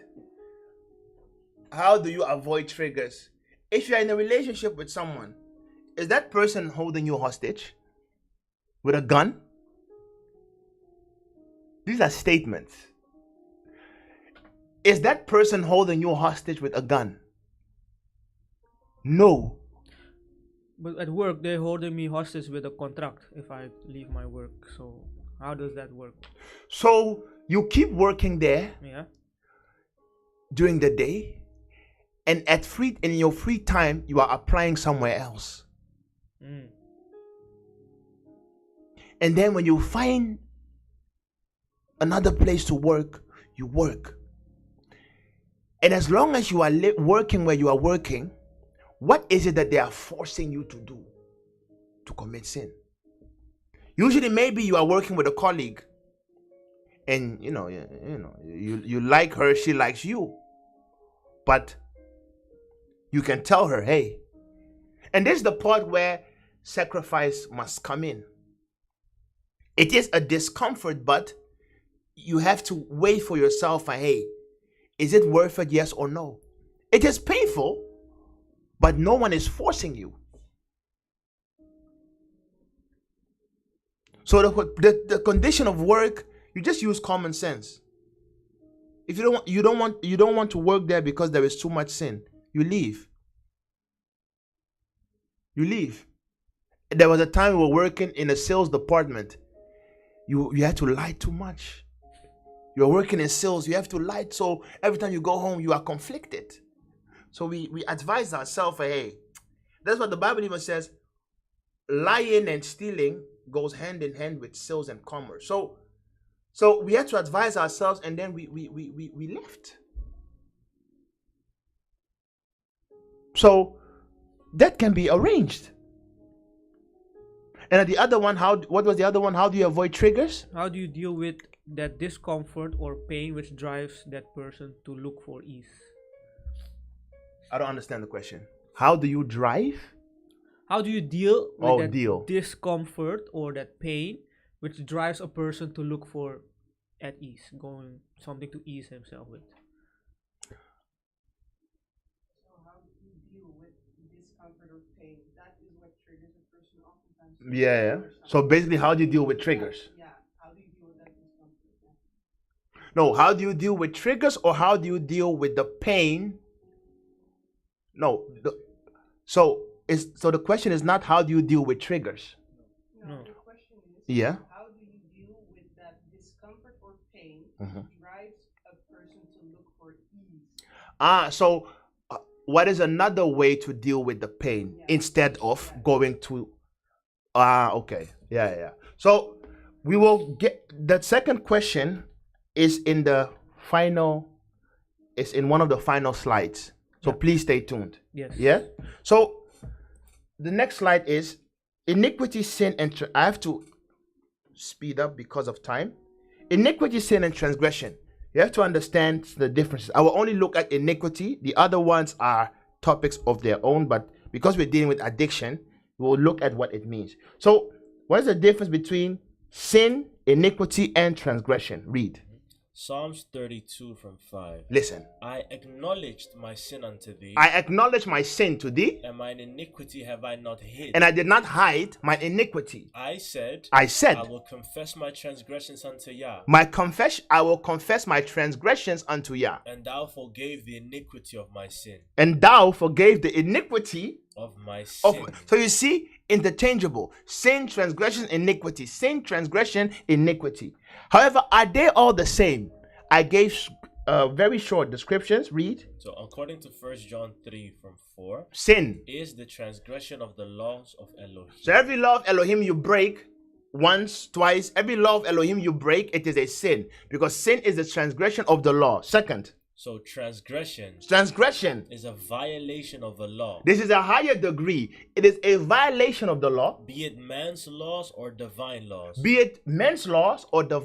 With direct implication to someone else. What makes transgression a bit deeper than just sin is it negatively implicates another person. So when you are dealing with transgression, that is already where you begin and you must start confessing. It's the same as what is written in the book of Ezekiel, the soul that sinneth, it shall die. And then it begins to tell you, if you have done someone wrong, there is no need or it is impossible for you to be forgiven unless you go and you repay what you did to that other person.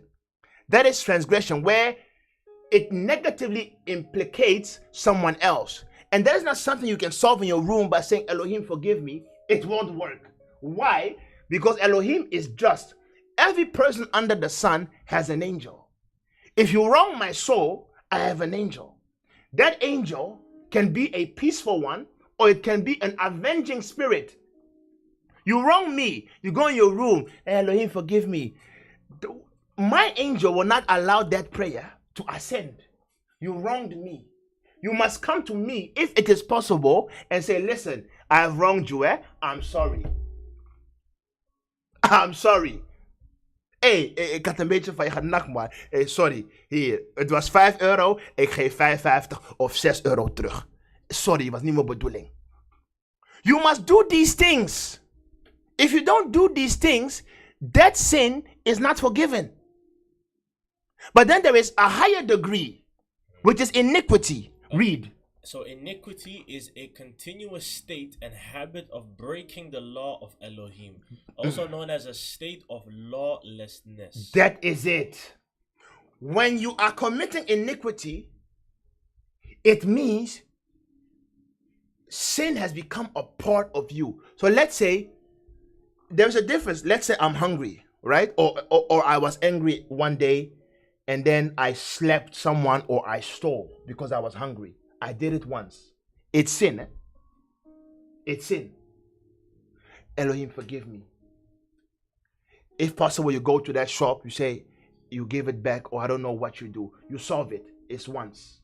It's sin or it's transgression. But what is iniquity? Iniquity is when you are in a perpetual state of sin. So let's say you are living with someone who's not your husband. In a prolonged relationship, you live in the same house, you give him wife privileges, but you are not his wife. You guys are living in a state of iniquity. A homosexual couple, they sleep, they breathe, everything they do is in sin. Why? Because man shall not lie with a man. And they are doing it 24/7. So they are in a state of sin. That is iniquity. You understand the difference?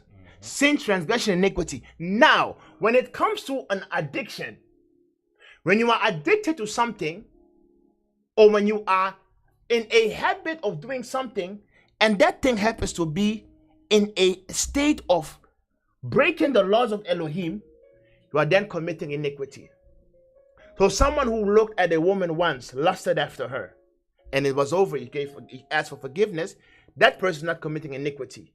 But someone who is we call it a serial masturbator or a serial luster, that person is committing iniquity. It is that sin that easily besets you, that you keep on doing and doing and doing and doing and doing. That is why when you read in Ezekiel, Elohim was reproaching them is because they were coming to Elohim. We bind, Elohim, forgive us for this. And then they would go home, and the things that easily besets them were still in their room. You are someone, you lust. But on your phone, you still have all the contacts of all the ladies that you find to be hot. And every time you go to Elohim and you pray, his response is Ezekiel, what you just read. Elohim will ask, well, are you mocking me? Because as long as you have not removed physically what is causing you to fall, Elohim will not intervene. You must first remove the stumbling block of the things that cause you to fall. Remove them yourself. Remove them yourself. Addicted to drugs, you live somewhere where they smoke, You have to do your best and get the hell out of that place. You live with someone who's not your husband. You want to live a pure life, but that guy is causing you to every time sleep with him. Guess what you have to do? End the relationship. Otherwise, tell him, hey, if you want to continue this sweet mabele, marry me in 3 weeks' time. Look at how he will run. I'm giving you free tactics. Just tell him, I want to get married in 3 weeks' time. He will look at his, and then look at you, look at this. He'll be like, I'm coming. And he will go away. Easy.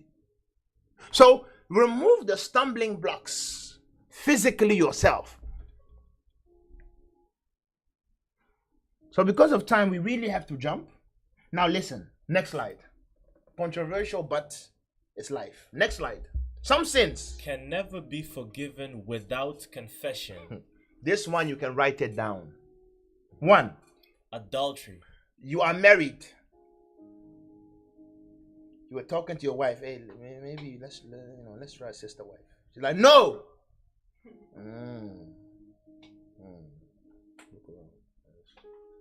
Go outside. And you sleep with another woman.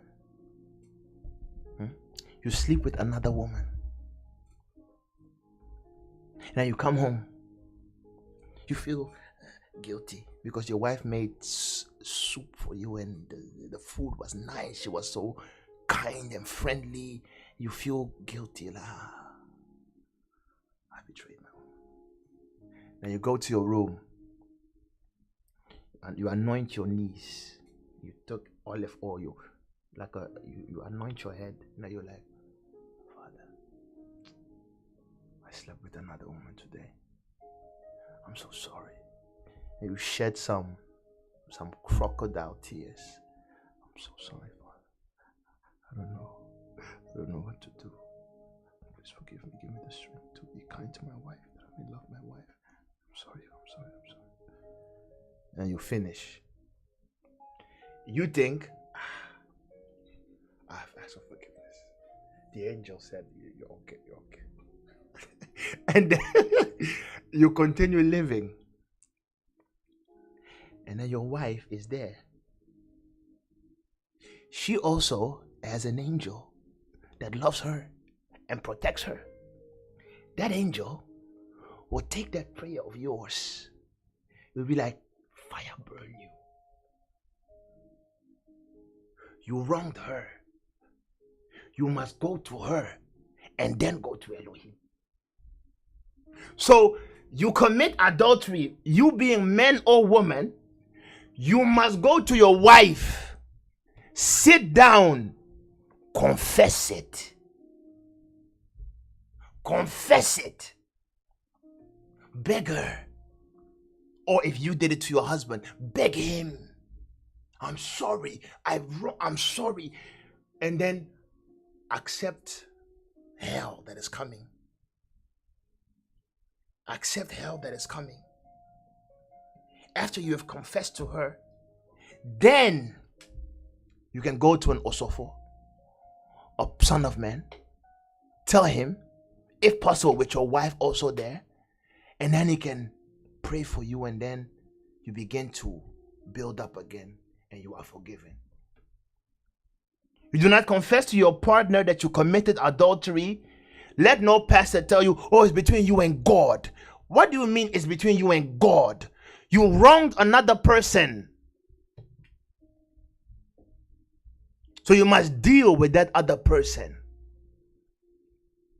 Second, professional prostitution. This one, you publicly told the world and the spirits that I'm a vessel to be used for sex only. Not to reproduce, but for pleasure. You confessed it. I'm a whore. Professional, you get paid for it. And then you repent. You go to your room. Elohim, forgive me. This one you must go to a son of man. Confess it. Confess it. And then he must release you from wherever you are. And then that's not the end.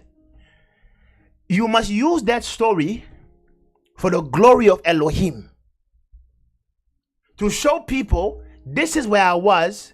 This is where Elohim took me from. And then sometimes you may be married and then your husband is like, no, I don't want you to tell the stories that. I'm sorry, husband. Because people must see that Elohim can even restore a prostitute. So your life must be a life that glorifies Elohim. Because you owe him something. The third one. Murder, including abortion. You have killed someone. You have taken another person's soul. You have robbed a mother of a son. You've robbed a father of a son. You've robbed siblings of a family member. You maybe robbed a wife of a husband. You robbed children of their father or mother. And then you think you can go in your room and say, Elohim, forgive. No. No angel will take that prayer and bring it because it is unjust. You have committed murder. I don't advise you to go to the family by yourself because they will kill you. So you must go to the police. Go to the police. Confess. Maybe they can escort you to that family. You apologize. They beat you small. Then you go into prison. You cannot be forgiven for murder by in your room. You must confess this one. Because the soul of the person you killed will keep on pleading against you. And there is no angel that will be able to silence the voice of a soul that is crying for revenge. Angels don't have that legislation. Then, abortion.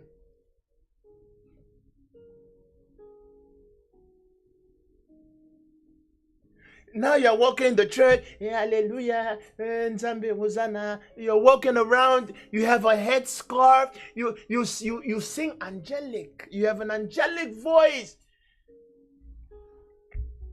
You committed abortion. You robbed a soul of its destiny.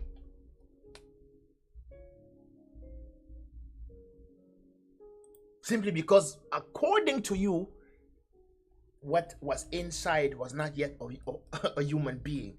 So when Elohim said, before you were in your mother's womb, I knew you. What was Samuel then? Or Jeremiah then? When David said, when I was in the heat, in the dark, when I was yet unformed, you knew me. What was he then? What was he then?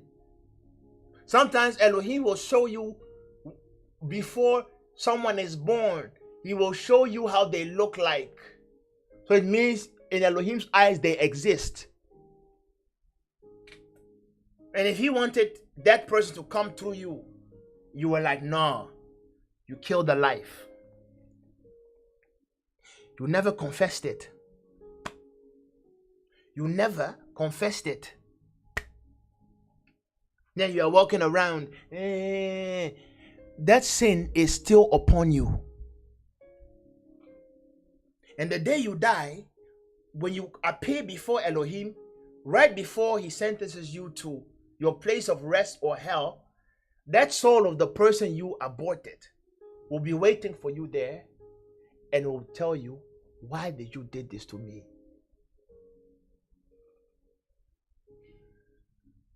Why did you do this to me? So abortion must be confessed. Not only to son of men. You want to get married. You committed abortion. Sister, you must tell the guy. Because maybe there is something waiting, an impending judgment because of that. You never told the guy. Now you guys are together. Belly no come. He's pumping. He's pushing. He's losing vitality. He's trying.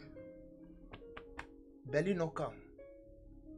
He's like, God, what has happened? I'm disappointed in my God. What is happening? You're like, no, my husband, it will be well. Let's just go to this all night. There was this son of man. Meanwhile, you know. And maybe there is something, You see what you're doing? That one will not go. You must confess it. Atone for it. Because of time, we are continuing. What was the other one? Sins that have become iniquity. That's why we had to explain iniquity. Sins that have become iniquity. In the verse before this, in the slide before this, there was a passage. 1 Samuel 15:22. Read. Has Yah as great delight in burnt offerings and sacrifices? So, has Yah a delight in you going, praying, giving him rewards? He has no delight in these things. Read. Has he as great as delight in burnt offerings and sacrifices as in obeying the voice of Yah? Read. Behold, to obey is better than sacrifice, and to hearken than the fat of rams. For rebellion is as the sin of witchcraft. And stubbornness is as iniquity and idolatry. And stubbornness, Elohim equates it to iniquity, equates it to idolatry. So to the next slide, I said, also, sins that have become iniquity, you must confess it. That's why David said to Elohim, if you deliver me from this sin, this lust that I keep on having, he said, I will declare your greatness to my brethren. I will not hide my sins, but I will confess them so that men of understanding may learn. If you are an habitual sinner of a certain act, you can't get rid of it, because every time you do it, you go inside of your room and you confess it before no one. You must confess it publicly. Be it to the one that leads you, be it to close friends of yours. Show them that you are going through weakness, and then let Elohim's light come upon you. Why? I've written down, confession is good for the soul. Confession. Why do you think that sometimes even murderers on death row, before they die, they always look for a clergyman to confess their sins? It is a natural reaction because the body can't contain it. Your heart is heavy when you are carrying a secret. You're not free when you are carrying a secret. So before you die, you want to be free. So what many people do before they die or on their deathbed, that is when they confess.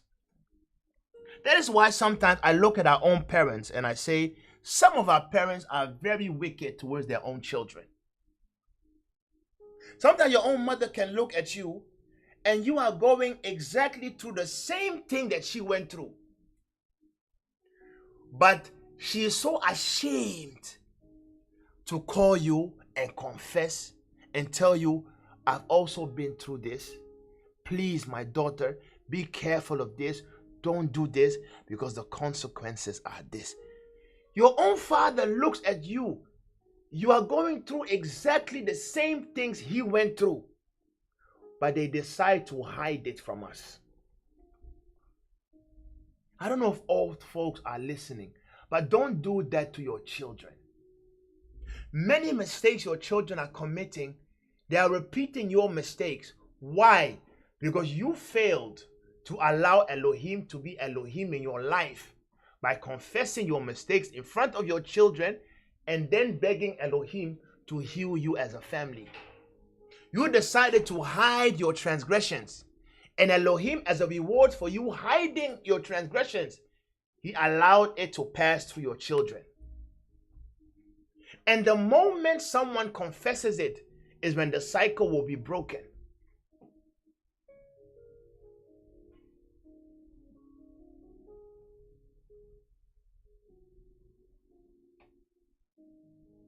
So because of time, continue reading. Confession is good for the soul, as it removes the guilt from your conscience and allows you to accept the forgiveness of Elohim and demonstrate his mercy to all men. Okay, 3 more slides, then we're done. So next slide. Is there no balm? I think 12 there to 7 o'clock, 15 minutes, then we're done. I hope so. No, we have to. So, is there no balm in Gilead? Europe, Babylon? Jeremiah 8:15.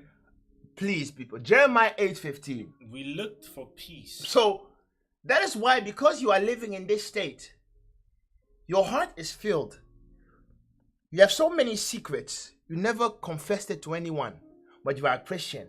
You are walking around. Oh, my God is so loving. So in your mind, you're like, I looked for peace. But no good came. But no good is coming. And for a time of health. Look at many of our parents. Do they have a good life? Look at your mother. Look at your father. Are these people having good lives? Your mother's always angry. She's always angry. So even to you, her son or daughter, in your mind, you're like, hey, my mother is unbearable. If you can say that, it means she must really be wicked.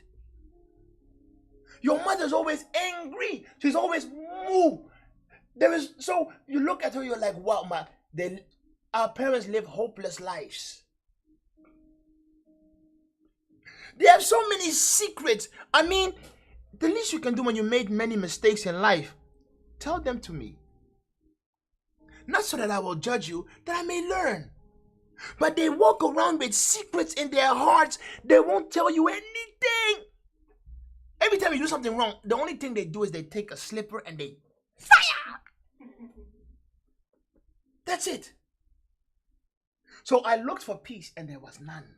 And for a time of health, and behold, trouble. Trouble. Why? Verse 20, the harvest is past. The harvest is past. The summer is ended. When people are getting things, you are not getting anything. Read. So the harvest is past and the summer is ended, and we are not saved. For the hurt of the daughter of my people and my hurt, I am black. Astonishment has taken hold on me. Read. Is there no balm in Gilead? So the prophet looked around and he was like, what is wrong with our people? People are poor, miserable. Is there no hope? That's the question. You look at yourself, you're like, is there no hope? You have too many secrets. Too many skeletons in the closet. As long as you have that, there is no hope. Because your angel will try to, he's already weak. He will try to ascend. But you wrong that person. You wrong that person. You are bitter towards that person. You stole from that person. Abortion there. Adultery there. Iniquity, masturbation. All these things are hanging. All these spirits are hanging. You never confess any of them. So there is no chance for Elohim to forgive you. So your angel will try to ascend. But then all these accusations are against you are up here. He ascends, he ascends, he ascends. He is weak. He is weak. But you are not helping him. So he is stuck. So your angel is bound. You are bound. And no one is there to help you. You must confess. When you confess, you plead for the mercy of Elohim. When you plead for the mercy of Elohim, the Bible says Elohim has a weakness.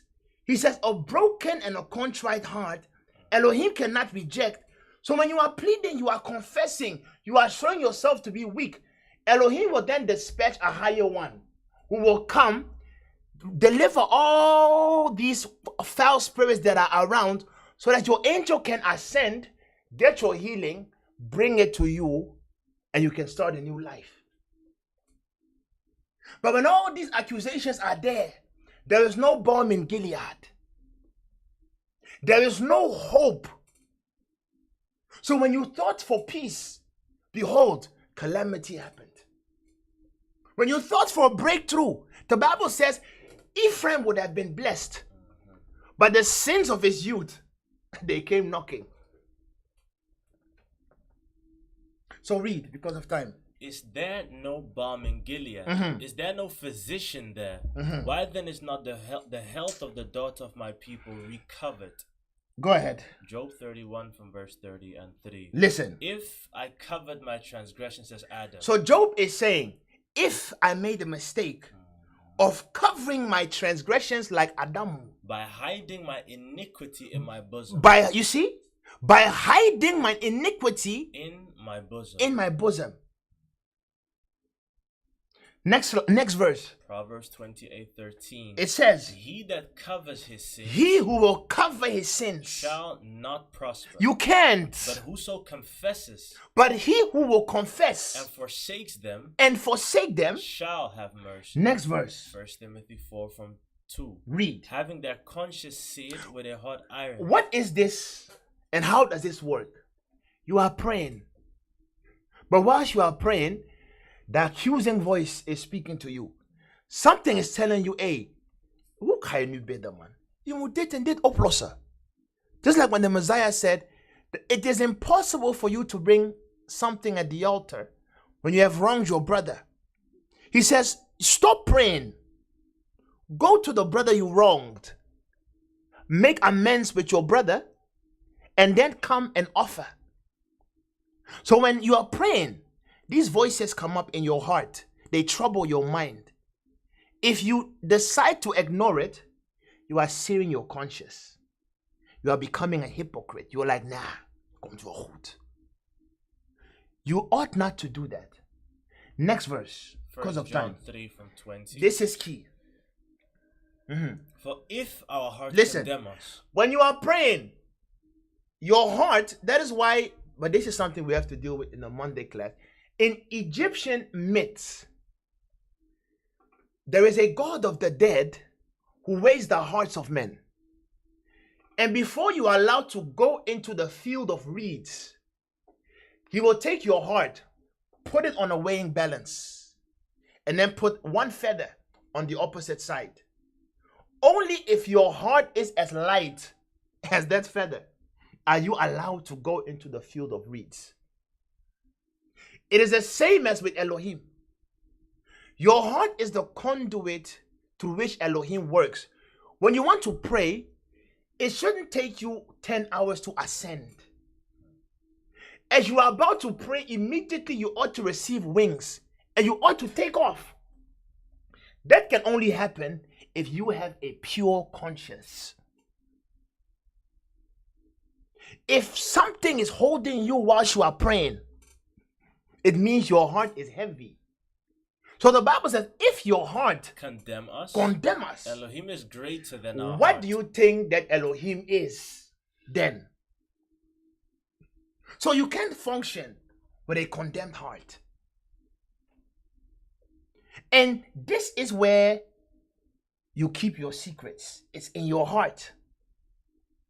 You don't confess. You have secret malice, jealousy, hatred. All these things are there. And then you try to pray. You can't. It won't ascend. So if you're already aware, these are things that are pulling me down. The Bible said, let us lay aside the sin that easily besets us.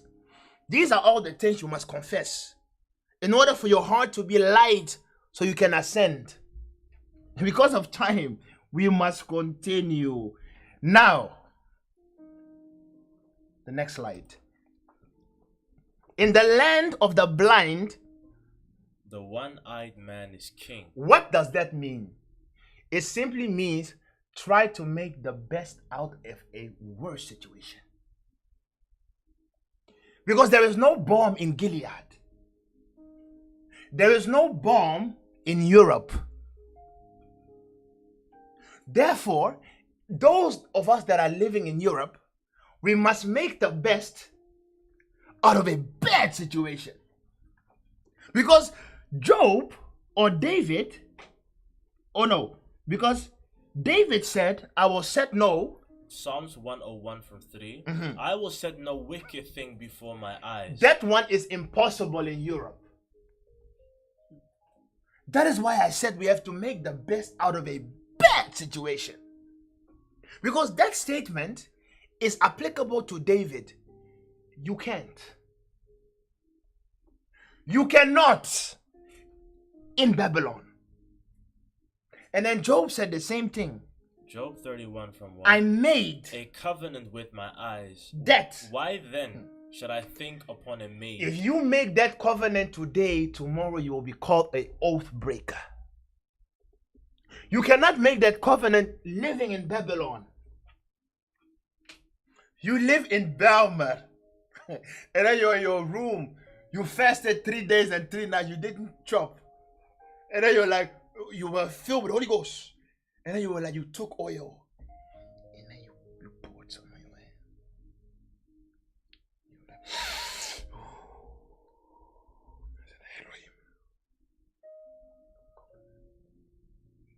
Never look upon a woman. So you declare.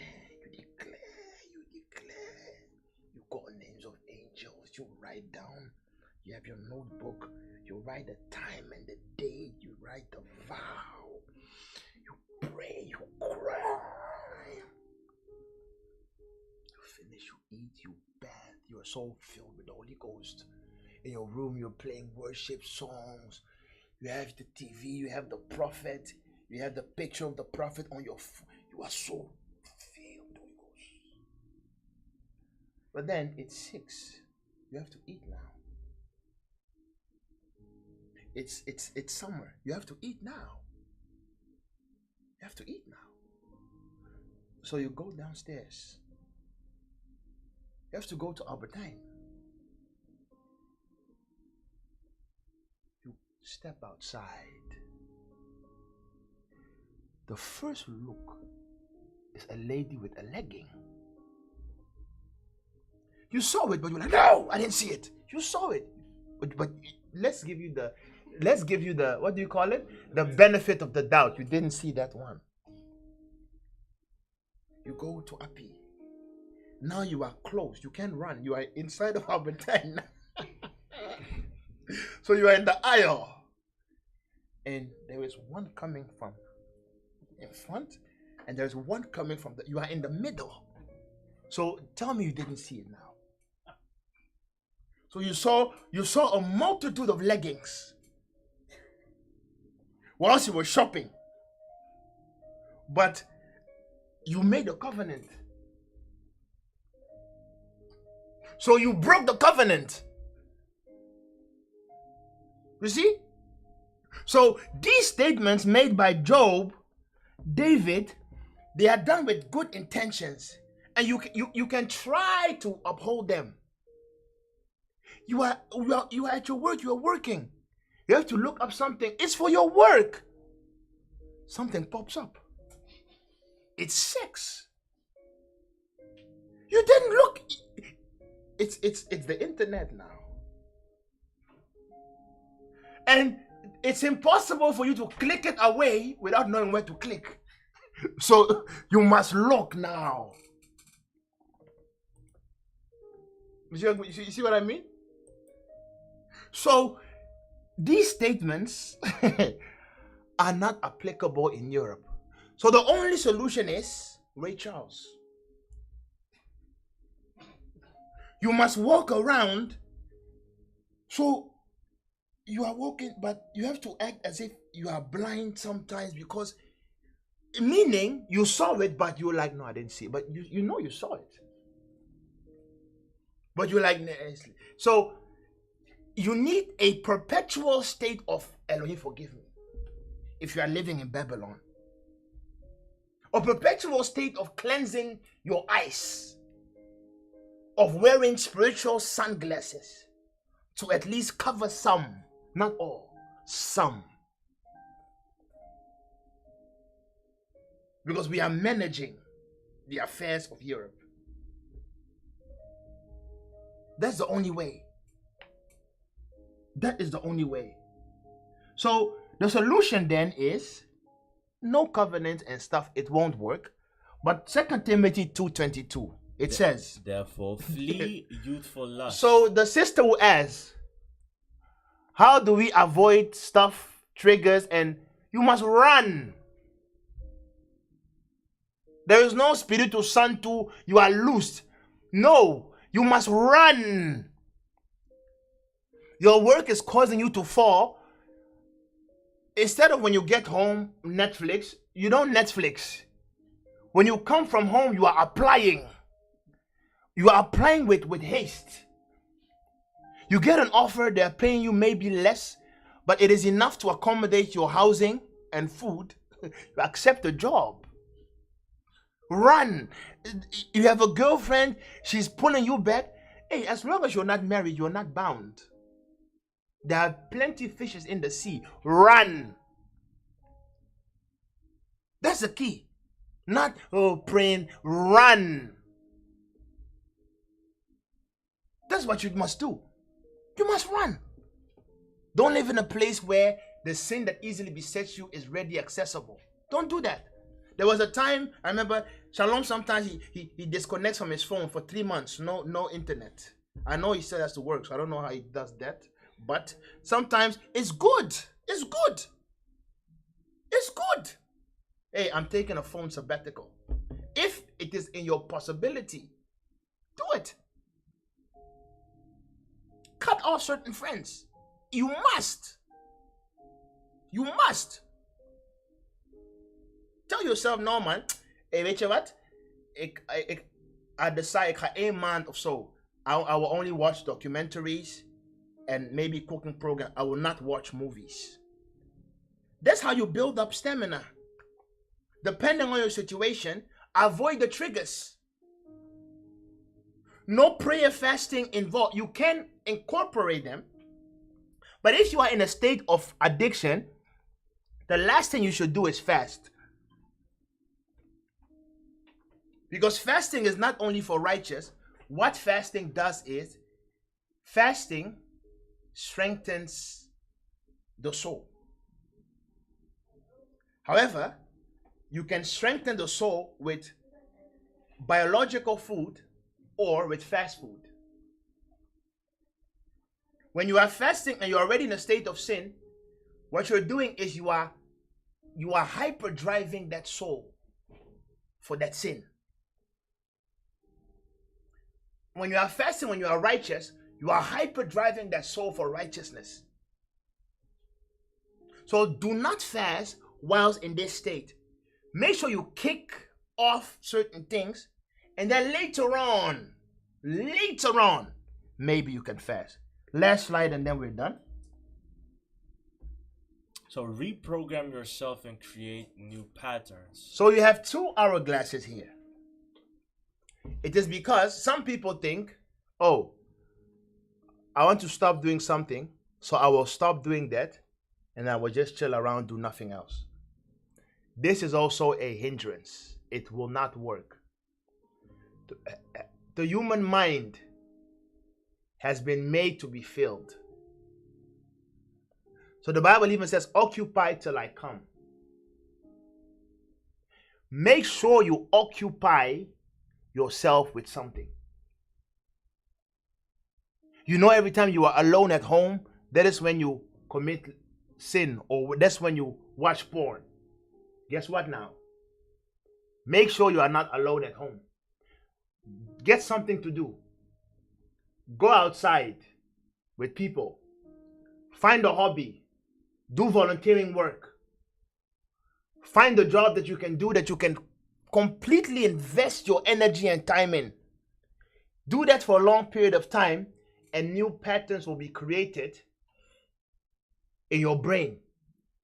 And because new patterns will be created in your brain, the old patterns will become they'll become gray, meaning the less they're used, the weaker they become, until they are disconnected. So unlearn and learn new things. That is how you deal with these things. Many more to say, but because of time, give me the final verses and then we are done. Ephesians 4 from verse 22. That ye put off, Concerning the former conversation, the old man, which is corrupt, according to the deceitful lust. meaning remove the old behaviors that cause you to fall. Remove them. How do you remove them? And be renewed in the spirit of your mind. Start doing new things, And that ye put on the new man, which, after Elohim is created in righteousness and true holiness. because of time, these are the things. Shalom, shalom, shalom. So the last slide. All praise is due to. Yeah. So this again was the hour of restoration. I hope you have gotten something out of this topic. Hopefully it may help you or someone that you may know, that you may share this message with them. This was the hour of restoration. Time is far spent. If you have missed something, know that you can rewatch it on our platforms, YouTube, Facebook. Just search up the hour of restoration, and there are many more videos and topics that we discuss. So be aware that this is there for you, and we are here for you. If you have something that you're struggling with that you want to discuss, send us a message, and then we can answer you in our possibility. So thank you again for listening. Know that tomorrow we also have an Instagram live show. We'll be discussing a topic that you can find on our Instagram page, so visit that also. Be aware it's on 8:30 p.m. Sunday, so that's also something that we're doing. This was the hour of restoration. Thank you for listening wheresoever in the world, and we hope to see you again next week. Have a great day. Have a great day. Have a great day. The hour of restoration. I'm your brother Andy. See you next week. Shalom.